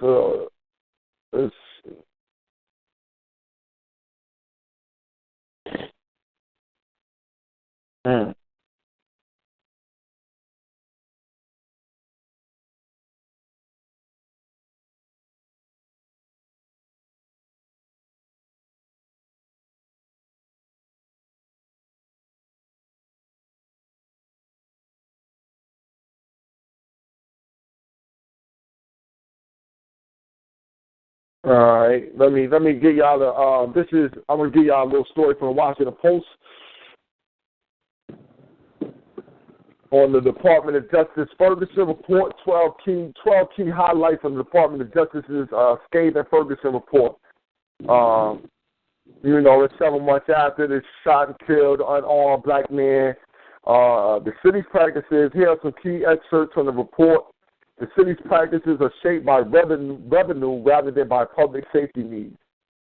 Ferguson's law enforcement practices are shaped by the city's focus on revenue rather than public safety needs. This emphasis on revenue has compromised the institutional character of Ferguson's police department, contributing to a pattern of unconstitutional policing, also shaping its municipal court, leading to procedures that raise due process concerns and inflict unnecessary harm on members of the Ferguson community. Further, Ferguson police and municipal court practices both reflect and exacerbate existing racial bias, including racial stereotypes. Ferguson's own data established clear racial disparities that adversely impact African Americans. The evidence shows that discriminatory intent is part of the reason for these disparities. Over time, Ferguson's police and municipal court practices have sown deep mistrust between parts of the community and the police department, undermining law enforcement legitimacy among Africans in particular. The 67% of African Americans in Ferguson account for 93% of arrests made from 2012 to 2014. Damn, if you're a cracker, you're getting away with murder then. Whatever fuck you do, you're getting away. I mean, that's just crazy. That's just crazy. They got a story, 32-year-old black man snatched up out of his car. He's resting. He's finished playing basketball at the park. He goes sit in his car, relax for a second.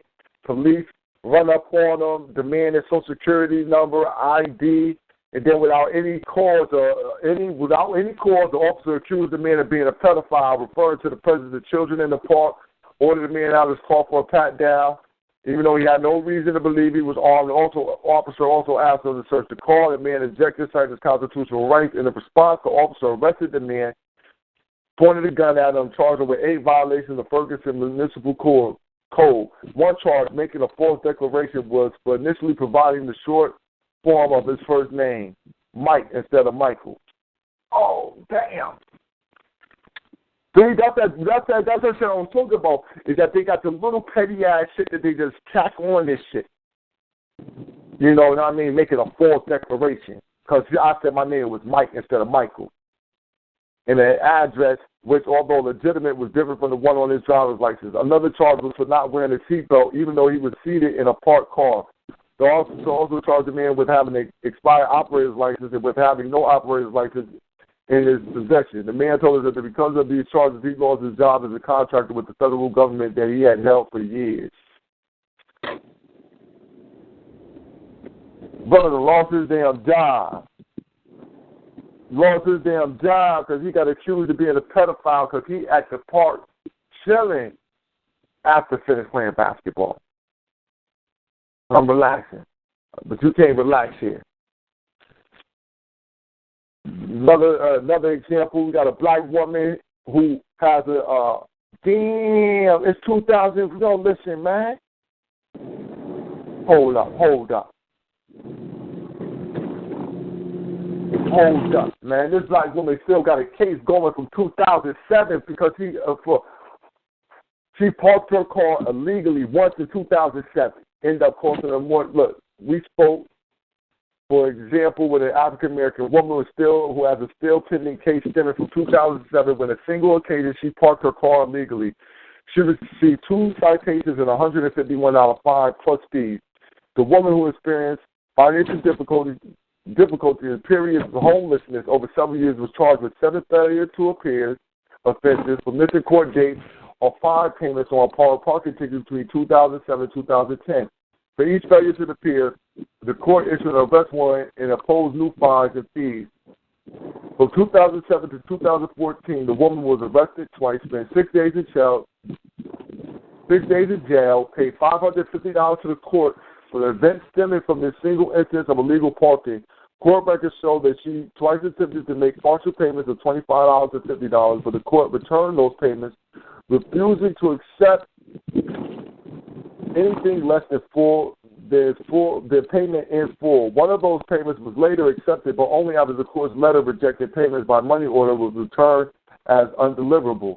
This woman is now making regular payments on the fine. As of December 2014, over 7 years later, despite initially owing a $151 fine and having already paid $550, she still owed $541.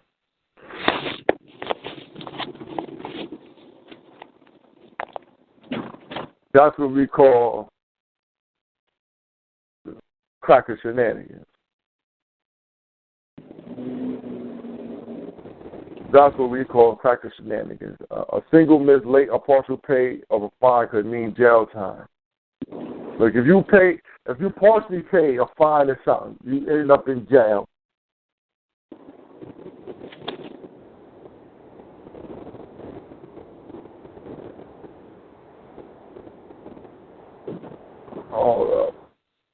Now listen, right? They got a payment plan that you can set up, but then they in lieu of a portion of the fine to a particular individual's ability to pay, or following a process by which a person could petition the court for reduction. The court offers payment plans to those who cannot afford to immediately pay in full, but such plans do not serve as a substitute for an ability to pay determination, which properly employed can enable a person in some cases to pay in full and resolve the case. Moreover, the court's rules regarding payment plans are themselves severe. Unlike some other municipalities that require $50 a month, Ferguson's standard payment plan is $100 per month, which remains a difficult amount for many to pay, especially those who are also making payments to other municipalities. Further, the court treats a single missed, partial, or untimely payment as a missed appearance. In such a case, the court immediately issues an arrest warrant without any notice or opportunity to explain why a payment was missed. For example, because the person was sick or the court closed its doors early that day, the court reportedly has softened this rule during the course of our investigation.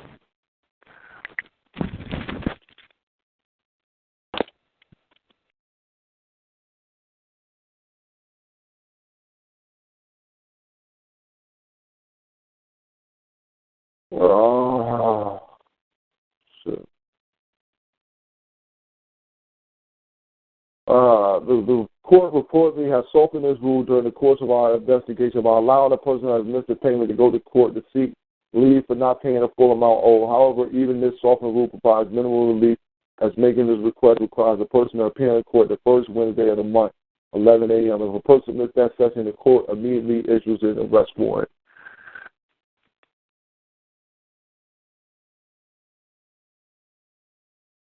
Damn, they got a bunch of nonsense going on in here.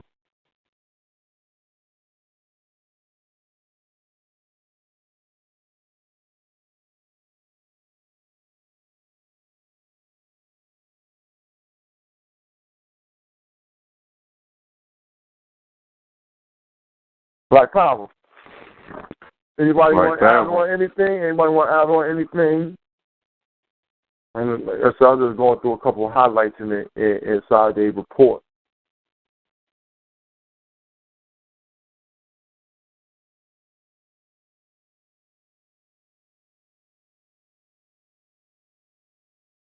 Nobody want to add on? You know, I share with you right from the onset. It was suspected. You know, they speak about using the police. Eric Holt in this report talks about using two police chiefs in particular with this investigation. Doesn't say where they're from. And that's disturbing. How do you use the police to police the police?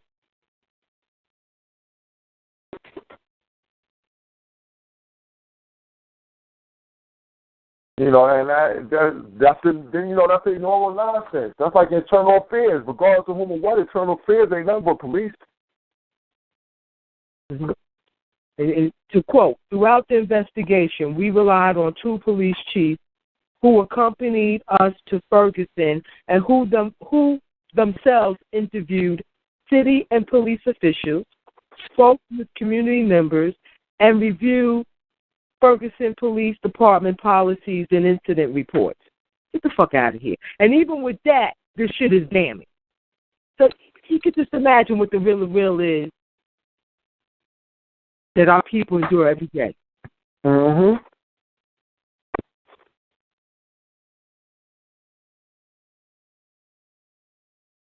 Like you said, imagine how bad it really is. Imagine how bad it really is because, you know, as you said, they spoke with police officers. They spoke with officers. So, you know, when speaking with officers who they know they're trying to make sure that they're giving the best light possible on what they got going on. The officers going to tell whether they're going to try to make it look super good. And I can't see officers going in there really trying to make their people look bad. It's just that the shit just was so bad that we can't hide this. The paperwork right there. The percentages is right there. You understand? That's what I really think that's where it really falls down to is the percentages and the people that they investigated about things going on. We got a woman who is 7 years later, she's still fighting the same case. Mm-hmm. So getting a ticket. I got a ticket. You know what I'm saying? I got a ticket, and I'm still fighting the same case for one ticket. 7 years? Let's fuck out of here, man. Come on, bro. What? Mm-hmm. Yo, that's that shit that Joe Wolf right. See, nah. That's the shit make you want to fuck somebody up right there. Come on, man. You got me coming back and forth to court 7 years. I'm still paying y'all for a ticket on a car that she might not even got that car no more. You know what I'm saying? She might not even own the car no more at all. Period. And they saying in between the time that she had this shit, she's gonna be homeless and everything. So the sister done been down and goddamn out. She's paying for all tickets. Come on, man. And he don't think that's enough to shut this shit down here? And it's not just the police department. He said St. Louis County. And he don't think that's enough that our brothers and sisters' rights haven't been violated according to the Cracker Beast standard law to come in that bitch shut shit down? Yo, it's disgusting. Mm-hmm. Like you said, that's their standard. This ain't what we even got. Oh, man. And then the bullshit, too, that what you read, which he also tries to hide the racism, not to even come at them from that federal offense, as Baba Mattis broke down, a violation of our the 13th Amendment, okay, which to let you know you're just not citizen. He said, when you had mentioned how that the Ferguson law enforcement practices are shaped by the city's focus on revenue, he says all of that, right? Now look at the first part. Then he goes further. Ferguson's police and municipal court practices both reflect and exacerbate existing racial bias, including racial stereotypes. Ferguson's own data established clear racial disparities that adversely impact African Americans. Let me start right there. And he is saying there's nothing that can be done according to the Cracker Beast law. What, our civil rights? What's that bullshit? Okay. Then it goes, the evidence shows that discriminatory intent is part of the reasons for these disparities. So why you don't add that in the first part of this paragraph? That Ferguson's law enforcement practices are shaped by racial discrimination, which leads to revenue increase. Mm-hmm. Get the fuck out of here, Eric. He needs to be stoned. Him and Obama are a disgrace. All black people need to be outraged, turn their back, do some shit. I don't know what the fuck you're going to do. But you need to do something. Because damn near everybody voted for him. Well, y'all voters. What they voted for right here. For your own fucking executioner and blackface. Obama. You know, I thought Obama was going to do something. Obama save us. I don't know what the fuck Obama saving us for, but trust me, it don't look like it's going to be nothing good.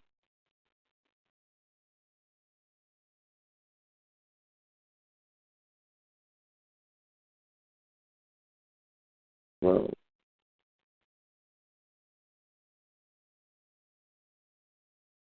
as you said, Sister Camille, we could just look right at the report, see the blatant, you know what I mean? We could, we sitting there looking at it, we could see plainly that they fucking us over. You know what I'm saying? This ain't like everybody who, if you take the time to read through this, you're going to ask yourself the question, how can they not prosecute against them? Like what, you have to start to ask yourself, what is in here that keeps them from being able to do that? what tells white people that, look, this could be done, and there's no one who can stop us? Because they got the power to do it. It's all about power. Dr. Amos Wilson's a beat man. He be beating these crackers down. I mean, he know what he's talking about. That's flexing your muscle. That's true power. Mm-hmm. You do what the fuck you want to do. I don't care what the Constitution does say. And that's what I'm saying about them showing it to us. They show it right there in your face. They want us to see it so we can see it. So they can say, see, we don't care. We did it right there in your face, man. What you gonna do? What you gonna do? That's the question they ask you. What you gonna do? Nigga, what you gonna do? That's why they be laughing. No justice, no peace, huh? Okay, I'm living peaceful. I'm crackers be laughing. I'm living peaceful. Yeah, what you ain't got no about? Justice. No justice, no.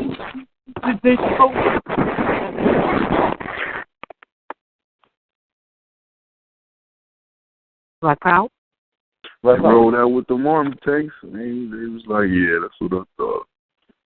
See, man, we don't, that's just what it is. We don't realize we're at war. I don't know what the fuck it's going to take, I don't know what the hell it's going to take.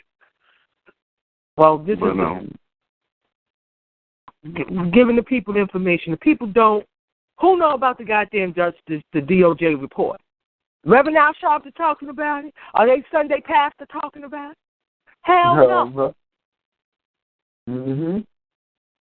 And that's the problem. Because, see, our people, we be wanting this information. Our people want this information, but they don't. Nobody telling them. They always mad. They angry about what's going on, but they don't know what the hell is really going on.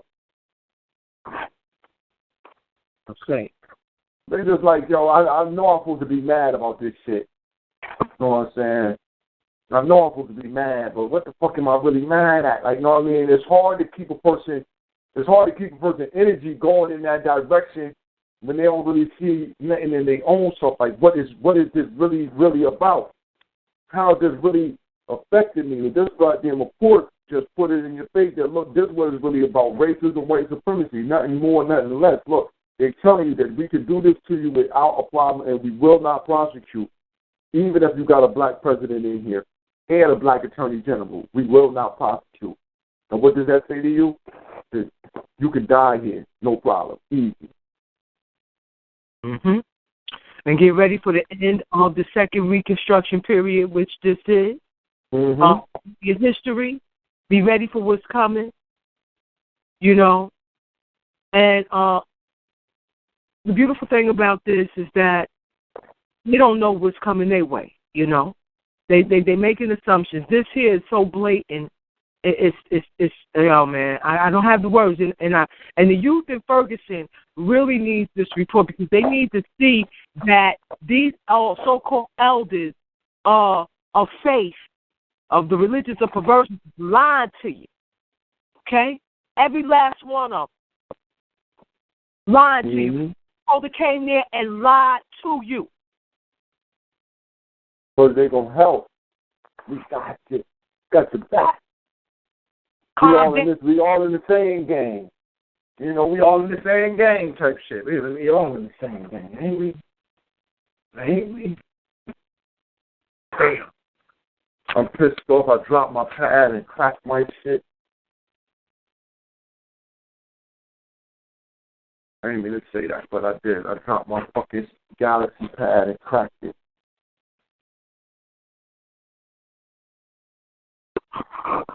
I hear that, King. Yeah. Only good thing, though, it was free. Okay. That's right. But we dealing, as the Queen was saying, when you read it through it, it's just so much. It's 105 pages. Talk about it. Go ahead, read the conclusion. If somebody got it pulled up, they'll read the conclusion.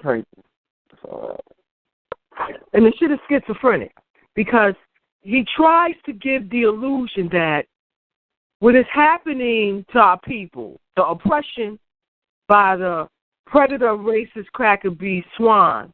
It's happening because of the city budget increased needs for financial revenue. And this don't got nothing to do with racism, though it's racist.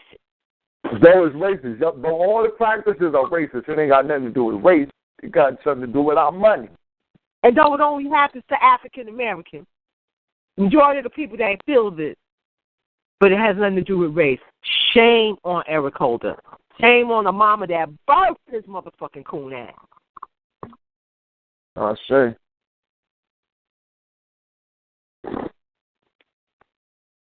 I'm not understanding how I understand it, but it's not understandable after reading the report. If you come at it, looking at it from someone who just, you're reading it and you're like, all right, let's see what's the outcome. And I haven't read everything, but as much as I've read, there's no way that, even just the overview of it, the overview alone, you don't even have to read it. They tell you what's in there when you read the damn chapters. They fucked up. They racially biased here. They fuck it up right there. Their motivation is money and racial biasness. They doing it because they biased. Period. Point blank. That's what it is. It's racially motivated. This is racially motivated. That's racially motivated. The chapters are set up like that. The bulletin points is saying this shit. You ain't even got to read deep into it. All you got to do is read what the hell, the deal. Like I said, all you got to do is read the chapter over. Just look, this is what we're going to have coming up. And that's alone going to tell you, somebody, damn, what the hell happened in here? It's crazy. You got the court and the police, like the whole system. Exactly. And the motherfucker's going to come tell me we're going to get free in the court. And you better read this report, fool. Right? Exactly. Now, you know what? I'm glad you just said that, because that's one of this report is one of the reasons, one of the things I'm going to use for these kumbaya. We can get the judge to change this. Come on. Did you Mr. Kumbaya? Look who working with them right there. Who is this? The judge, and they're making sure this shit go down like that, man. So, one of the judges seen the report come out. That motherfucker just went and retired right then and there. I'm going to retire. I'm out of here. Yeah. So I'm out of here. Somebody the fuck out of here. Oh, hell no. This is bullshit. They telling on that. That shit down. All we going to do is, since y'all got busted, y'all got to retire now. You get your full pension and all that good shit, your money. And we'll just issue with another version of you who will make sure not to get as busted as y'all just got. Got y'all. Exactly, right? Don't get as busted as y'all got. Get the fucking money to cut down the paper trail, Cut the corners. Who can come up with a plan? And this is so sickening. But they got the plan, because they said the plan is slated to finish unfolding in 2020. Ain't that what they say at the end? 2020? 2020. We got the new conclusion.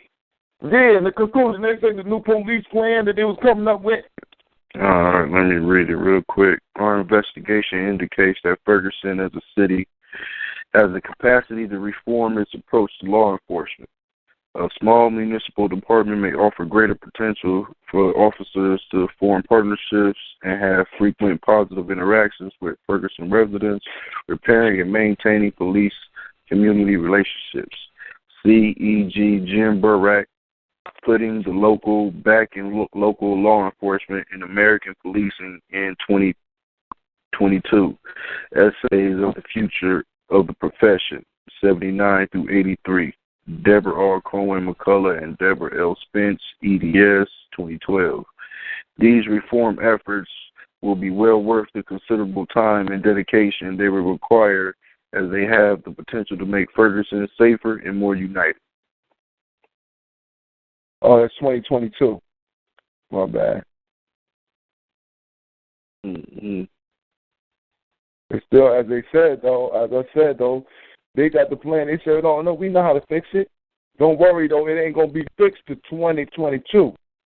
But By that time, it'll be fixed, though. Trust me on that. Just hold on. It takes time to rework this.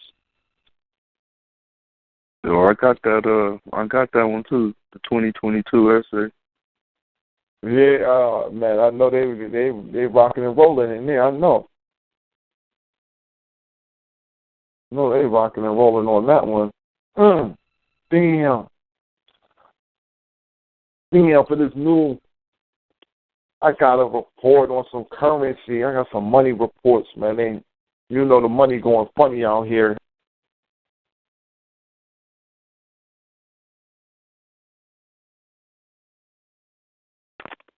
Yeah, man, like this whole shit is Okay. This report is, man. This shit makes me pissed off, man. This shit crazy. These crackers here, they can't walk around with a fucking. They can't walk around, man. I'm sorry. This shit is just ridiculous. They got the audacity to walk around like ain't nothing supposed to happen to them. That shit be. They say, you know what they're telling us? It's our fault. It's our fault. You heard what Carmen said. This motherfucker. Our problem is we ain't sending no hands to white folks. We always think about racism. We ain't putting no hand out trying to embrace the white man. That's the problem. Niggas don't embrace white people enough. Now, once y'all Negroes learn how to embrace white folk, then you'll get somewhere. As long as you talking this racism and, all that stuff, what the hell? Y'all worried about getting shot for? Who cares if they film somebody? Who cares? Who cares they shot the brother to death on camera? Who gives a fuck about that? What's wrong with y'all niggas? Why y'all hating on that? It's not racism. That ain't racism. Yeah, that wasn't racist what he did. That wasn't racist. What's wrong with y'all? Y'all always tripping. That's the problem. Black people always tripping. Mike Brown shouldn't have been outside. Yeah, right? Mike Brown shouldn't have been outside that early in the morning. The hell he doing outside? He was, you know what I mean? What you talking about? Oscar Grant shouldn't have, hell. Who told Oscar Grant to lay down like that? Get shot in the back.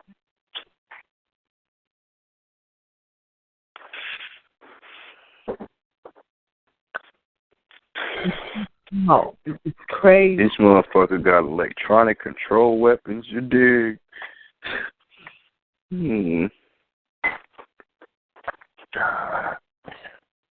This must be the day of breaking shit.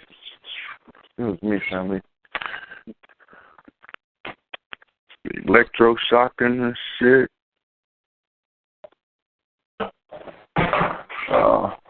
That's all I'm saying. I'm just like, we really dealing with a situation that most of our people are going to be not really understanding is because they're not getting these reports and things of that nature. So this is something we're going to have to get out and to make sure our people know exactly what this is, what's going on, because that's the only way that they will come to terms with that. We have to separate. We're not going to be able to do nothing else but separate. And we're not going to be able to work with these people. Not if they telling you, not if they give you the report like this and say, well, look, you know what? Yeah, we fucking y'all up. Okay, we fucking y'all up. But you don't have to show them the benefits of segregation as well, though. That there's more pros and cons in segregation. Yeah, exactly. It is. You can protect yourself. Like this shit, we need to disintegrate. Oh, I'm sorry, Queen. My bad. No, King.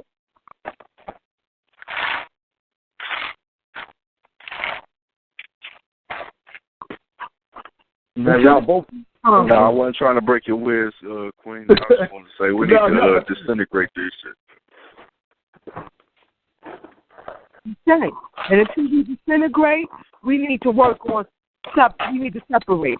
Because my grandfather, on my mother's side in particular, when they were coming up, they had the whole area on lock. Can no white person come up in their neighborhood? All right? If you made it past the first year, you didn't make it past the second. And my grandfather was the last man standing. If you made it up that far, and that never happened. We relied on each other. We need to turn our back on this beast. We can do it. We can come together. We can really do this shit. If our parents who went through much worse could do that shit, we could do that shit now. Yeah. Already. In a real way.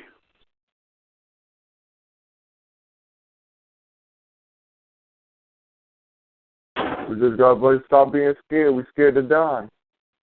Man, scared to die, scared to live. We're scared if we get together, they're going to do something to us. They be shaking us with that. Shit, they're doing something to you now. Read the report, homie. Already now. That's what I'm saying. I'm glad we got the report, so because there's not put the evidence out there. But you know how the people are. What? If we do that, they're going to come get us. They're going to come get us. They're going to come get us. That's the shit. I'm telling you, that shit pisses me off. Oh, they're going to come get us. I'm like, what the fuck do you mean? You know, people be talking to me and they just like, oh, I'm just bugging the fuck out. I'm just bugged out. Because I'm like, listen, we're going to have to prepare for war. Oh, you bugged out. Oh, you want to just go out, go run and go crazy, go get white people. No, listen, this ain't about me wanting to run wild and go crazy, go get white people, but this about me knowing that no matter if I don't go get them, they come to get me. I'm clear with that. I'm accepting the war. I accept it. You know what I mean? I accept your declaration of war. I accept it. Now we fuck. BB for F.O.G. Now hold the line. Already. That's the thing. That's the thing. And you broke it down, King. That is the problem. And I immediately shut down. And this report is the 2015 version, as far as I'm concerned, of Dred Scott. You know what I'm saying? It is telling you that this white cracker racist government and the crackers that call the shot and the coons that work for them saying you are not a citizen. We do not give a fuck what happens. They are acknowledging that shit is fucked up here. And guess what? Ain't nothing going to happen back. We ain't doing jack shit. Yeah. Say something. Have a good day. Thank you very much. Have a good day. Yep, go fuck yourself. Thank you. Thank you. No, nigga, we don't want to hear it. Fuck yourself. Be straight. Have a good day. Have a good day. That's what they keep saying. Have a good day. Thanks for building my shit up. Now run along. And real talk, everybody that's listening tonight, you got your little Facebook, your Twitter, your Instagram. You need to post this report up there and demand that this should be read and shared. Yeah. And you need to talk about it. Read this shit. Real talk. Read this shit.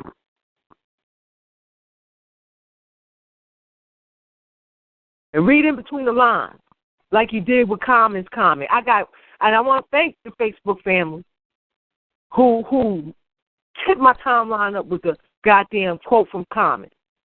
That racism within and black people extend the loving hand to white. You know what that's saying in between the lines there.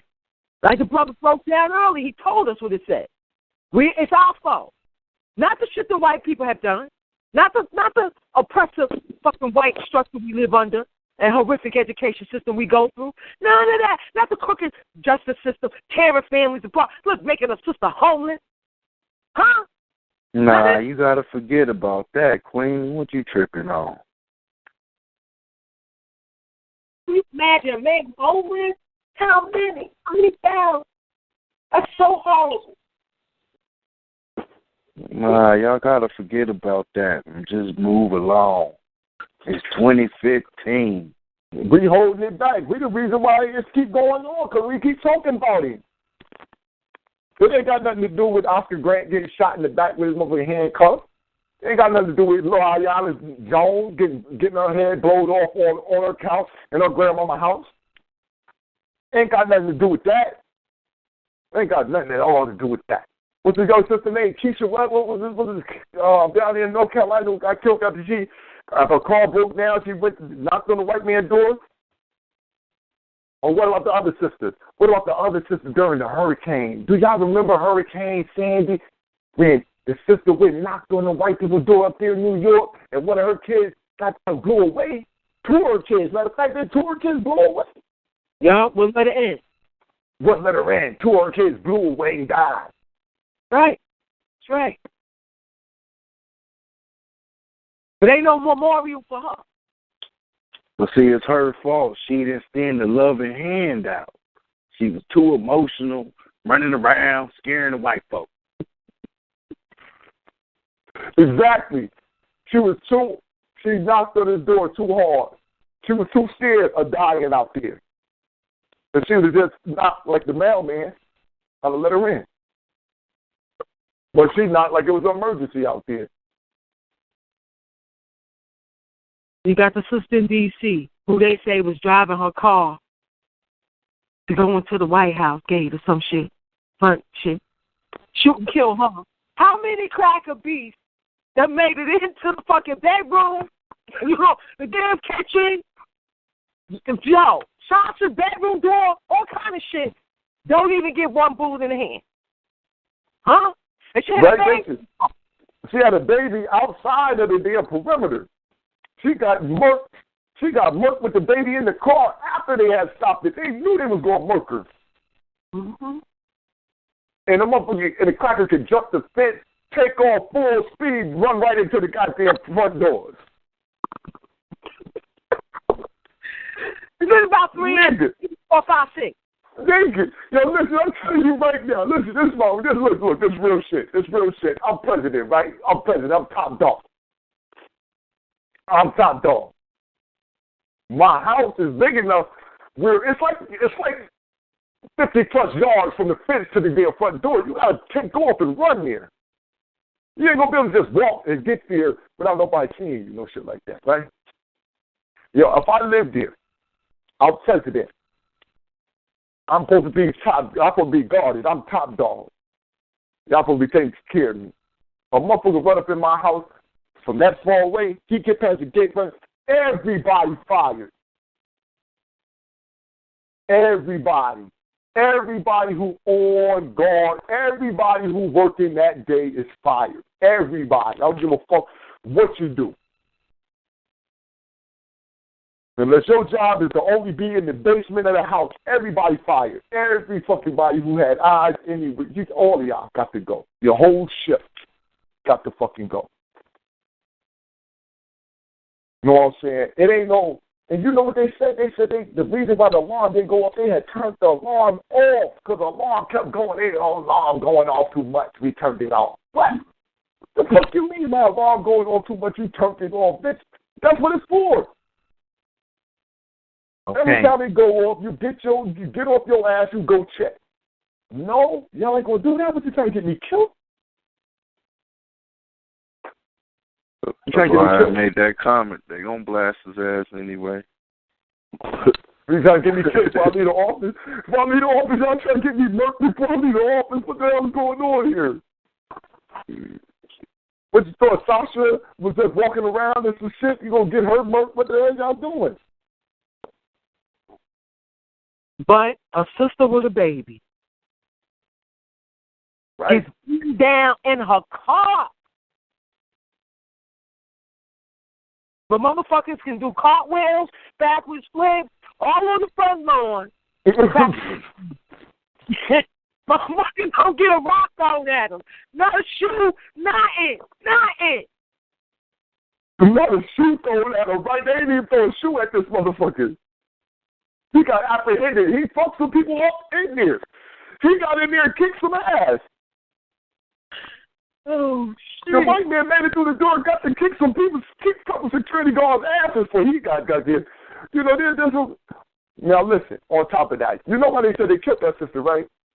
We go through the conspiracy zone real quick. Y'all listen, I'm about to float. I ain't going to go too high.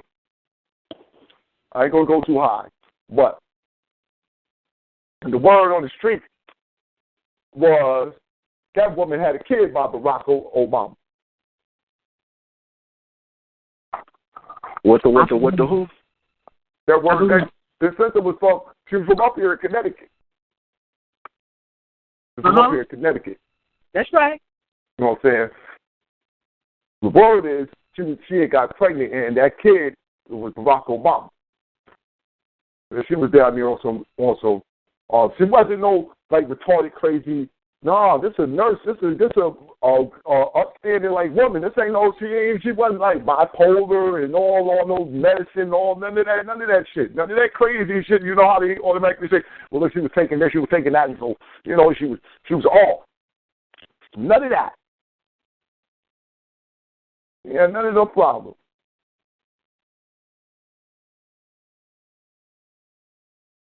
Or it was the baby. Now, who knows? But word on the street said that.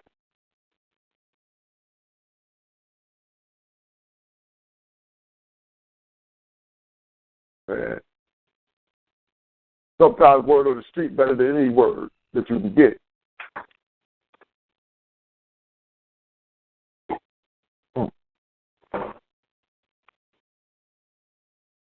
So y'all be aware of that situation right there. And you had it rocked out like that. I was like, damn, that's wild right there, man. But yeah, do post this. I'm gonna repost it on my page. I'm gonna at least post. They got a site where you can just look at it right on the website. I posted it in the room. It's Democracy. The website is Democracy Now. Actually, let me go ahead and pull that so I can give it to the people real quick. Let me see.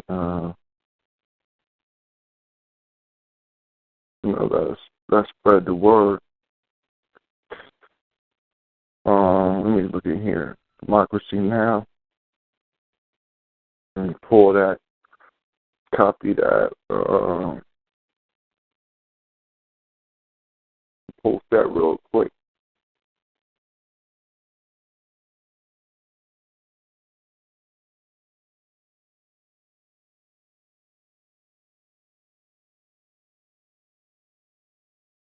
Niggas is clowning.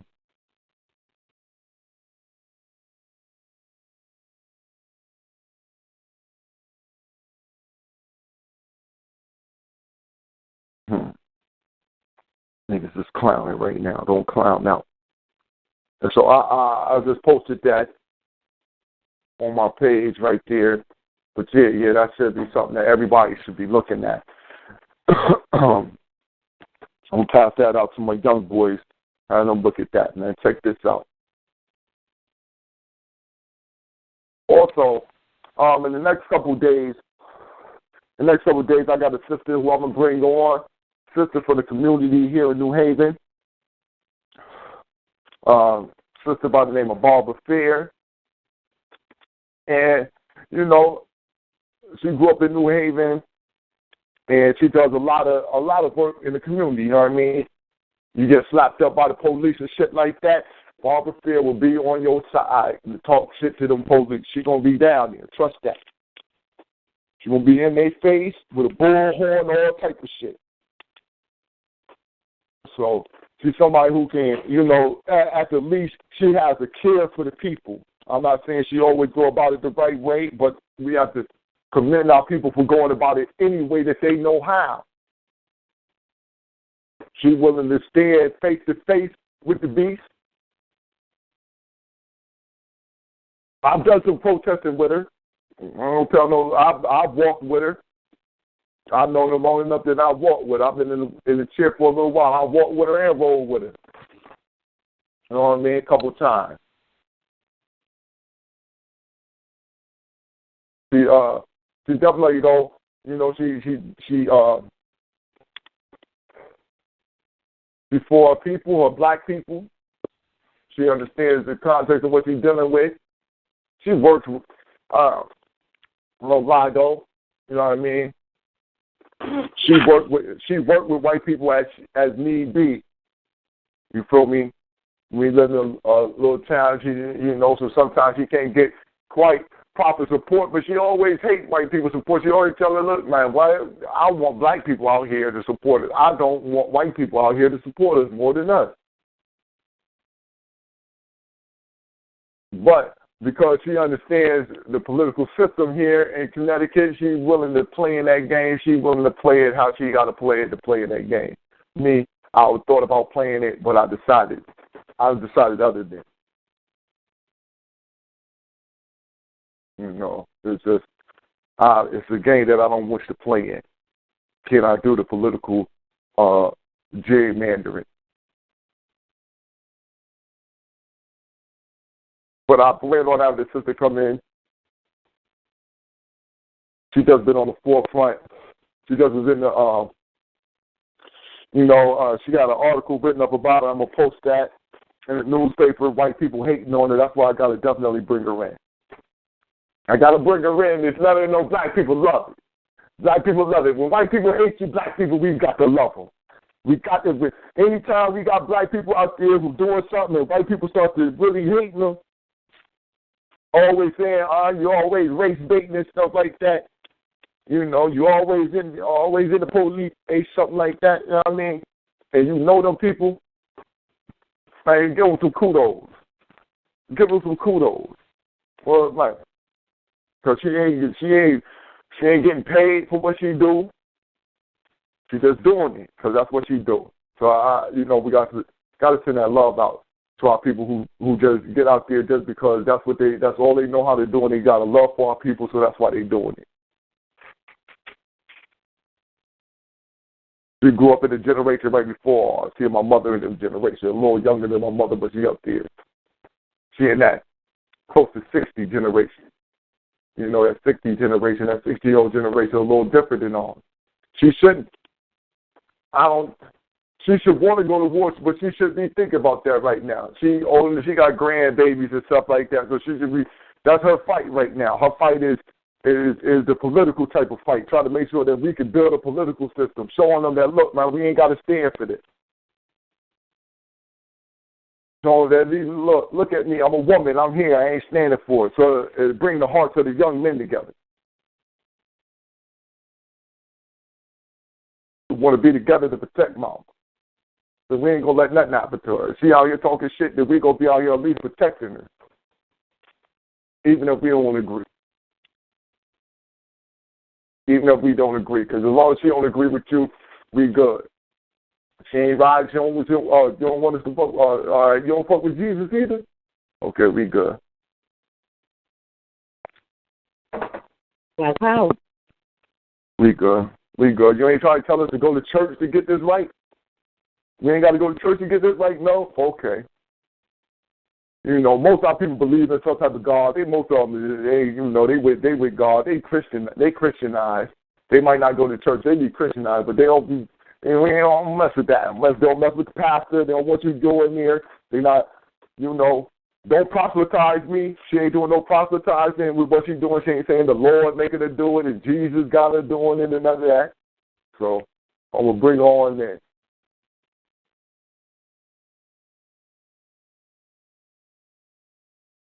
Have a nice interview with her. She got a lot of this information that we talking about now about the justice system. She deals with a lot of this incarceration and things like that. So we want to definitely bring her in and just let it build on some of those things. It'd be good for us to have somebody who on the ground going in and out of the prison systems. She went down to Washington a couple of times and looking at them cracker faces down there.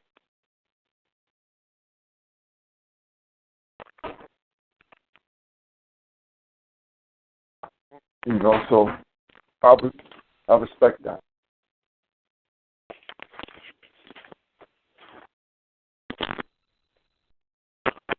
Shit.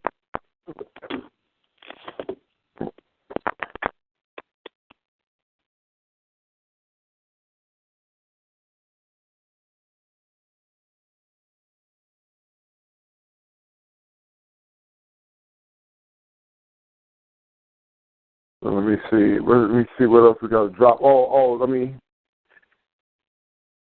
let the kids know exactly what this is. Let me let the people know exactly what's going on out there. On this Friday will be a wake for Dr. Ben in New York City. Saturday will be the funeral. I'll have the dates on the exact time for Friday and Saturday. Anything, we will be making sure that they be blasted across the at least across Twitter, FB, and if you got a Twitter account, go check us out. You know what I'm saying? At me at feet on the ground, feet_the_ground. You know what I'm saying? That's us. We have feet on the ground. So check us out on Twitter. We out there. We tweeting a little bit. You know what I mean? I don't tweet too much, but we getting a little couple tweets in. We ain't on Instagram though. I ain't flexing on Instagram. Last story that I'm gonna put in though. My last story I'm gonna put in. It's from Philadelphia News and Opinion. Question and answers with Rutgers law professor who says pedophilia is not a crime.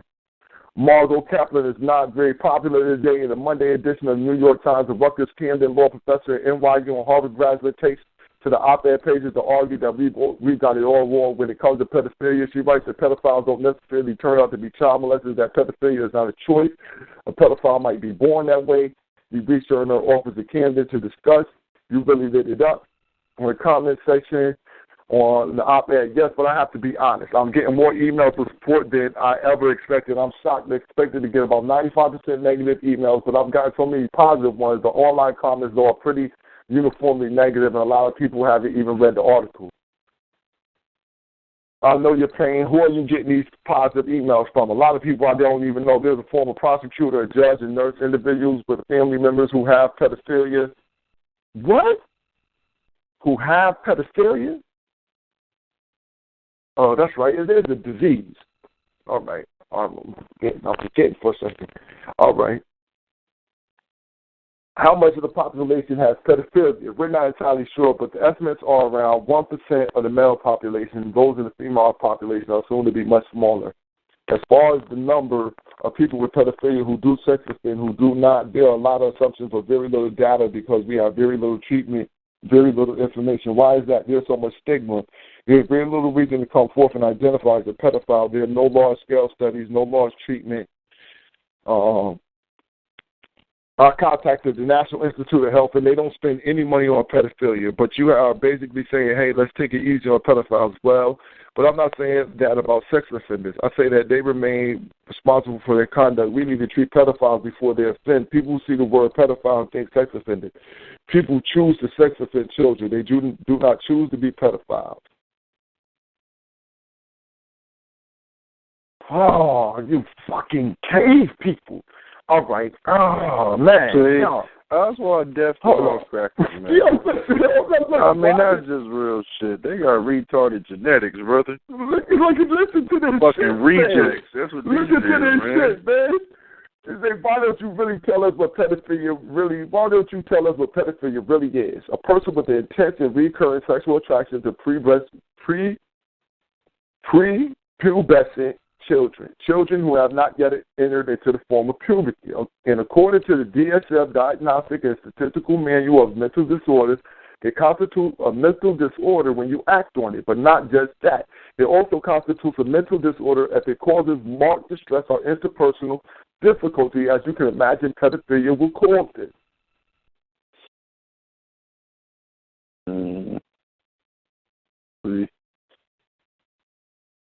That's a damn shame. Hold up. Death to all crackers, man. That's all I'm going to keep saying. Hold up. What? They come with this slick shit. He's trying to co-sign and shit, man. Oh, hold up. Listen what they're saying. They're saying what happens. He's saying that, look, what happens is, as a kid, you become attracted to kids, right? What? Listen, as a kid, you get attracted to kids, right? Individuals who are heterosexual, you realize you are attracted to the opposite sex when you are a kid. For a pedophile, you get older, but you keep being attracted to little kids. And many people start to realize this during adolescence. So imagine trying to deal with that during adolescence in addition to the other confusing feelings that you're having. What? Yo, right. Some sick motherfuckers, yo. All right. You know the kids, they saying that the kids, when you were a heterosexual child, you know, you're a little boy, you 6, 7, you like little boys. I mean, you're a little boy, 6, 7, you like little girls, 6, 7. You know what I mean? You like them your age, you know, hey, you know, boom, boom, boom. You get 12, 13, you realize you feel like 5-year-old, 6 years old. But now you become sexually misunderstood. But you still attracted to 5 and 6-year-olds. Now you getting older. You 18, 19, 20. You still attracted to 5, 6 years olds, 4-year-olds, 7, 8-year-olds, 9-year-olds. You attracted to them. What the fuck? What? See, you better gain some self-control before you get killed. What? Oh, no. What? Germany is getting it right. Germany is ahead of the curve. They got large-scale treatment. Yeah, billboards everywhere. Do you have an attraction to children in ways that you shouldn't? You are not responsible for your attraction, but you are responsible for your behavior. Germany saying, listen, man, y'all molesting too many kids, man. Listen, we'll help y'all. Please, stop raping the babies. Please stop raping babies and come into treatment. We'll give y'all some treatment because I don't know what if you don't know what to do. We can't do. See, because the European countries got this shit going bad. Anywhere where white people at, it's so bad that the Europeans, it's not that they really care for the kids. It's that the Europeans understand that, look, man, if y'all molest all of the kids, then we already low in population numbers. Don't y'all understand this? That if you molest all of the kids like y'all gonna do, then we ain't gonna have nobody ain't gonna want to make no babies and shit like that, man. You're gonna turn them all fruit loop. We can't do that. So in Germany, they got, because you know over there in Europe, their birth rate just going down. They're getting into the negatives in certain countries. So they got to stop these motherfuckers. Look, man, come on. Treat these motherfuckers, do something. But we got to keep them away from the kids because these motherfuckers keep making them. That's all that happened. They make more of them. They recruiting. They make more of them. And then the more of them we can't. What the hell are we going to do? So they got to try something. You know what I'm saying? This happened before in European society where they had to ban the faggotry like that. Because it was like, yo, man, y'all just don't went too faggoty out here, man. You know what I'm saying? Where it was too faggoty for the white man. The white man said, God damn, what the hell's going on here? Wait a minute. Yeah, they had to ban Christmas and Halloween and all that shit, too. Motherfuckers was out of control. Yeah, look, y'all want to put out of fucking control. You know shit gets bad when the white man start to say, wait a minute, this shit out of control.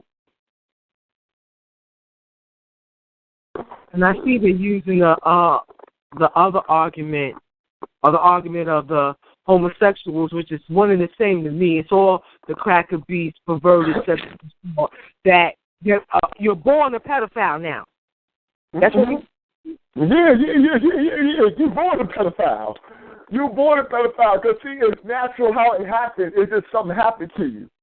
See, that's how you born a pedophile. Because like they're saying, as a kid, you attract your kid. But then when you get older, you just don't develop to get the attraction to older ones, older people your age. What? I don't even understand that. And these got to be crackers that they all tested, right? Damn, but I was molested then? I was 16, right? I was 16. I must have been the woman way older than me, man. She about 30 years old, 35, something like that. Was I molested then? Was she a pedophile?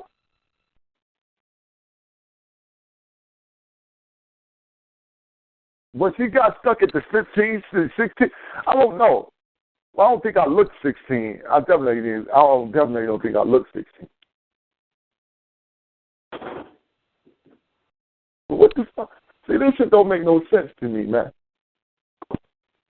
Because then you had to group everybody else into the little categories like this. How big is the spread that makes you a pedophile? Is it a spread? You know what I'm saying? Because it ain't only pubescent, because that go all the way up to like 14, 15 years old, whatever state you're in, where it might be 16 might be the legal age. You feel me? 17 might be the legal age.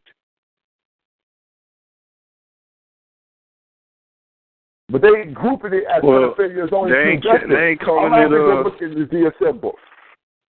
Calling it pedophilia when these teachers be getting it on with the young dudes.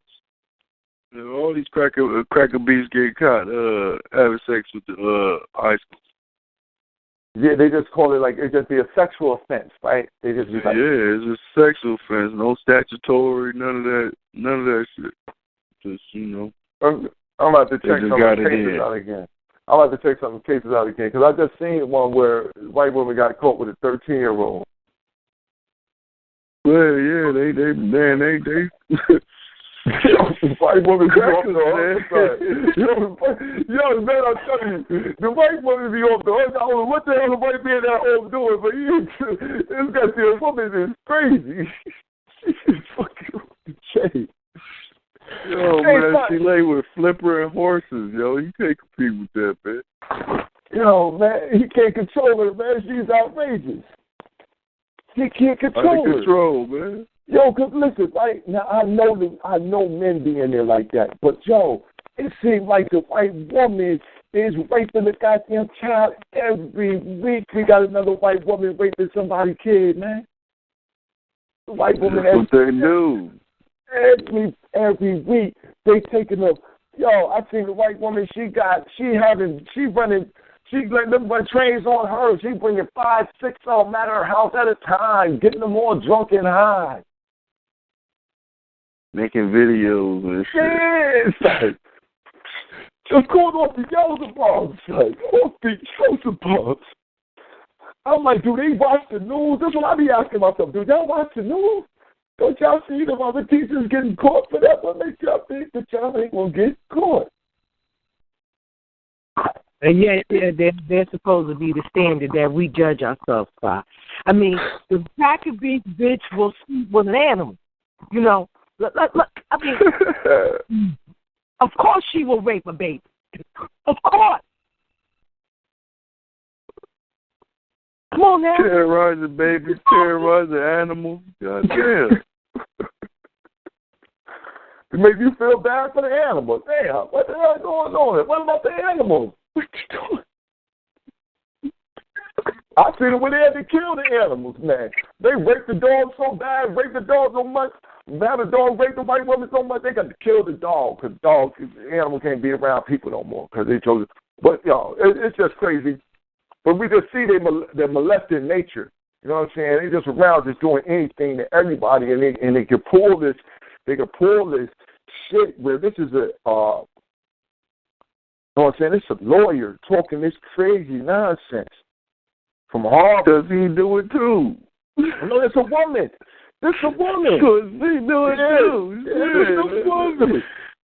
Yeah, that's what they do. Hold on. America, so hold on. Okay, so as a guy with 2 young kids, how do I protect them? There's no easy answer to that, but you want to protect them from sex offenders. Most people who offend are not actually pedophiles. It's interesting. When you talk about pedophiles, people think about the children, and they're right. But what about the children who are struggling with this disorder? We need to help them too. What do you mean? What the fuck you talking about? What the fuck is you talking about, man? Wait a minute. What kind of double shit is this? Listen to the white woman says most people who offend are not actually pedophiles. Most of the people who molest children ain't pedophiles. What the fuck are they? Okay. Huh? What the fuck? What? This is nymphomaniac, man. This shit is out of control, man. What? But what about this, she says, and they're right, but what about the children who are struggling with this disorder? What children? If a child is 6 and like children that's, I don't even know what they're talking about with this. Look. I don't remember really liking, I like little girls, but I don't remember like real sexual attraction. I liked the little girls when I was young. I liked them. I liked the ones who was in the class and all that. And, but how the children struggling with, if you a child, and even if you, like, I'm not even understanding the sexual shit that they got going right now. Because they trying to sexualize the child like a 6-year-old is sexualized. Like the children think about sex right now. That's what I'm saying. My daddy don't think about that shit. You think about baseball and video games. That motherfucker ain't worried about no female. Yeah, so that's what I'm saying. I like little girls, but it wasn't like I was trying to have sex with little girls. I liked them, they was all right. But I'm like, what is this sex? They're going to sexualize us totally at 6, 7, 8 years old, and we just totally sex monsters already. The white woman telling something about herself right now. If y'all listen, she's telling something about herself and her people. That if this is the age that they start to be sexualized. They 5, 6, 7 years old being sexualized, being molested and touched by pedophiles. Mm-hmm. Pedophiles are made. Mm-hmm. Except for the cracking piece, it's in their nature. Let me just throw that out. And see, she's telling us something about herself right now. I'm listening. That's why I'm reading this and reading it and tuning in to what she's saying. Exactly. How she's playing this on us. But she's playing. Damn right. So she's saying, damn right. The pedophile need help and the kid need help. They both need help. Is that what she's saying? Yeah, look, she said, but you can understand, right? Just the question. You can understand. All right, I'm gonna go to the end of the last question, and they're right. But what about the children who are struggling with this disorder? We need to help them too. But you can understand if maybe I'll just try to keep them away from pedophiles anyway. He's talking about his kids trying to keep them away. And she's like, I can understand that. We need to prevent pedophiles from sexually offending. And to do that, we need to refocus on early intervention, treatment, and prevention. It's not always going to work. No treatment of any mental disorder will always work. Depression treatment, schizophrenia treatment, they don't always work, but we don't throw our hands into the air waiting until the consequences of those conditions become bad before we do something. With pedophiles, we've already thrown our hands into the air. We should not be taking this tactic. The dire consequences only make it more important that we reach out and treat early. All right. So she's selling certain pills. Yeah, she's saying she got some treatment for him.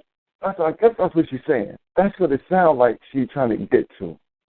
That it's a treatment. Yeah, that's exactly what she said. She dope. She dope dealing right there. Man, we got treatment. We can treat them, and that's the best thing is that I got this new radical pedophile treatment. So it's gonna work. She got the radical pedophile treatment. I ain't buying it. No, she had to give herself a way out. She said, "Oh, it ain't gonna work all the time." She had to give herself a way out. Yeah, man. That's like yo, man. It's a 40% chance it's gonna rain tomorrow. If it do, it do. If it don't, it don't.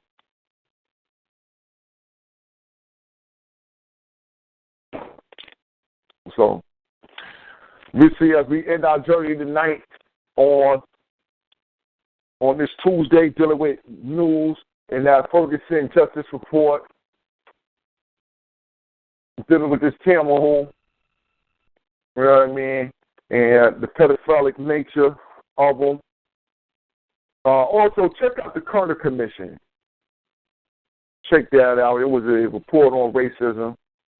Check it out, man, and you'll see how things ain't changed. It ain't changed.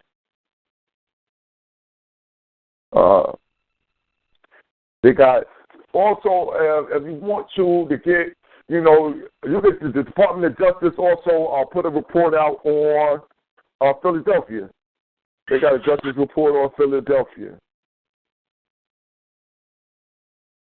which found that police shootings have climbed while crime rate. That's what I said. Crime rate go down, the police shooting more people. That's like around here. The tougher, there's more crime go down, the tougher the fucking police act out here. That's my word. When we used to, it was 20 years ago. 20 years ago, people would be outside from out here where I used to live at, and heated up to the teeth. I'm talking about maybe 10, 15 dudes out here, strapped up, crackheads all up and down the street. Right now, marks, fiends everywhere. Fiends everywhere, you know what I'm saying? Police ain't nowhere to be found. Nowhere. Nowhere to be found. Now, they come through like they the Gestapo, like they hard body. But ain't nobody out there. Now they Wild Wild West. But ain't nobody out there.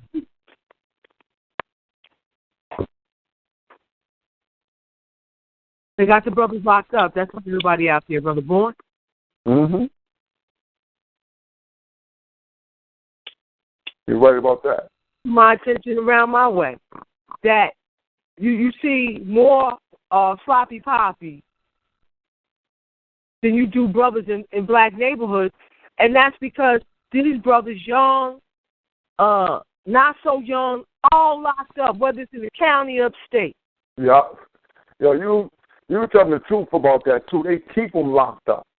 They keep them locked up. Yeah, these little young dudes around here, they stay in jail. Like, damn, son, I'm seeing them like, damn, what you... Man, I need locked up for what the hell you mean? Man, some bullshit. They don't have to let me go, though. Everybody in the world, and most of them be on cases where when they go back to court, they throw the case out. So they just have you locked up 60 days, just sitting in there. Mm-hmm. Go to court, throw your case out. All right, throw it out. You just in there, can't make the bond.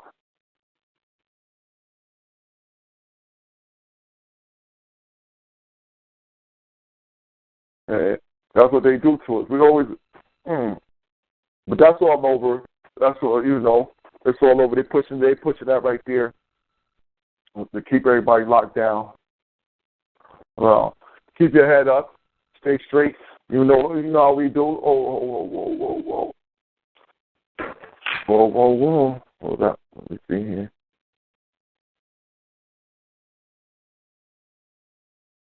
Yeah, but stay up, keep your head right. If anybody want to add on anything, all mics is open right now. If y'all want to add on anything, any news reports, any stories, or anything, the lines is open. Add on.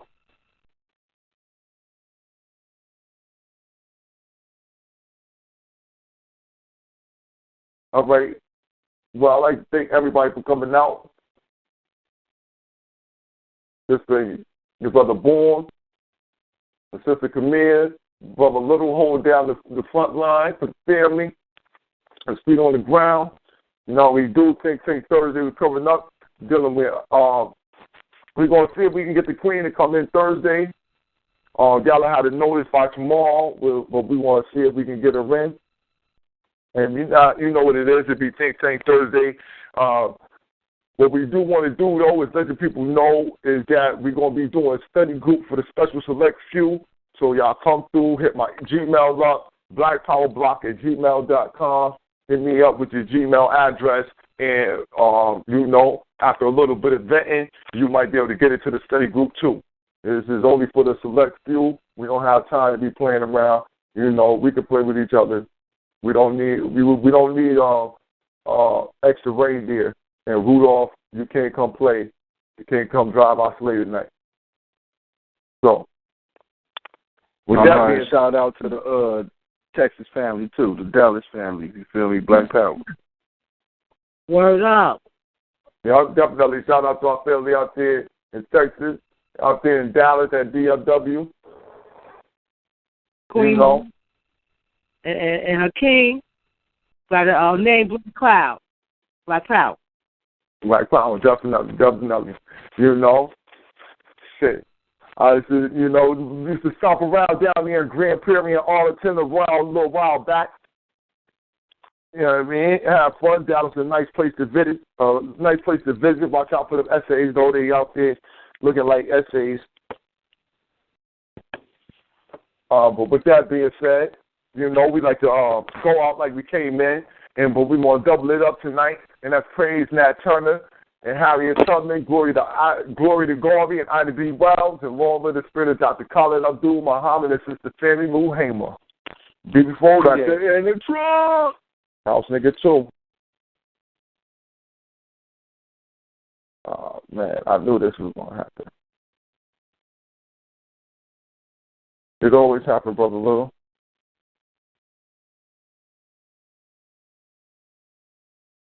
It can only work right. It can only work right one time, huh? You gotta press the button a lot. Son, do that shit, son.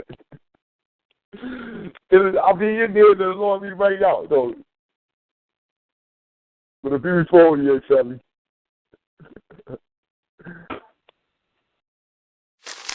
Me, but also you.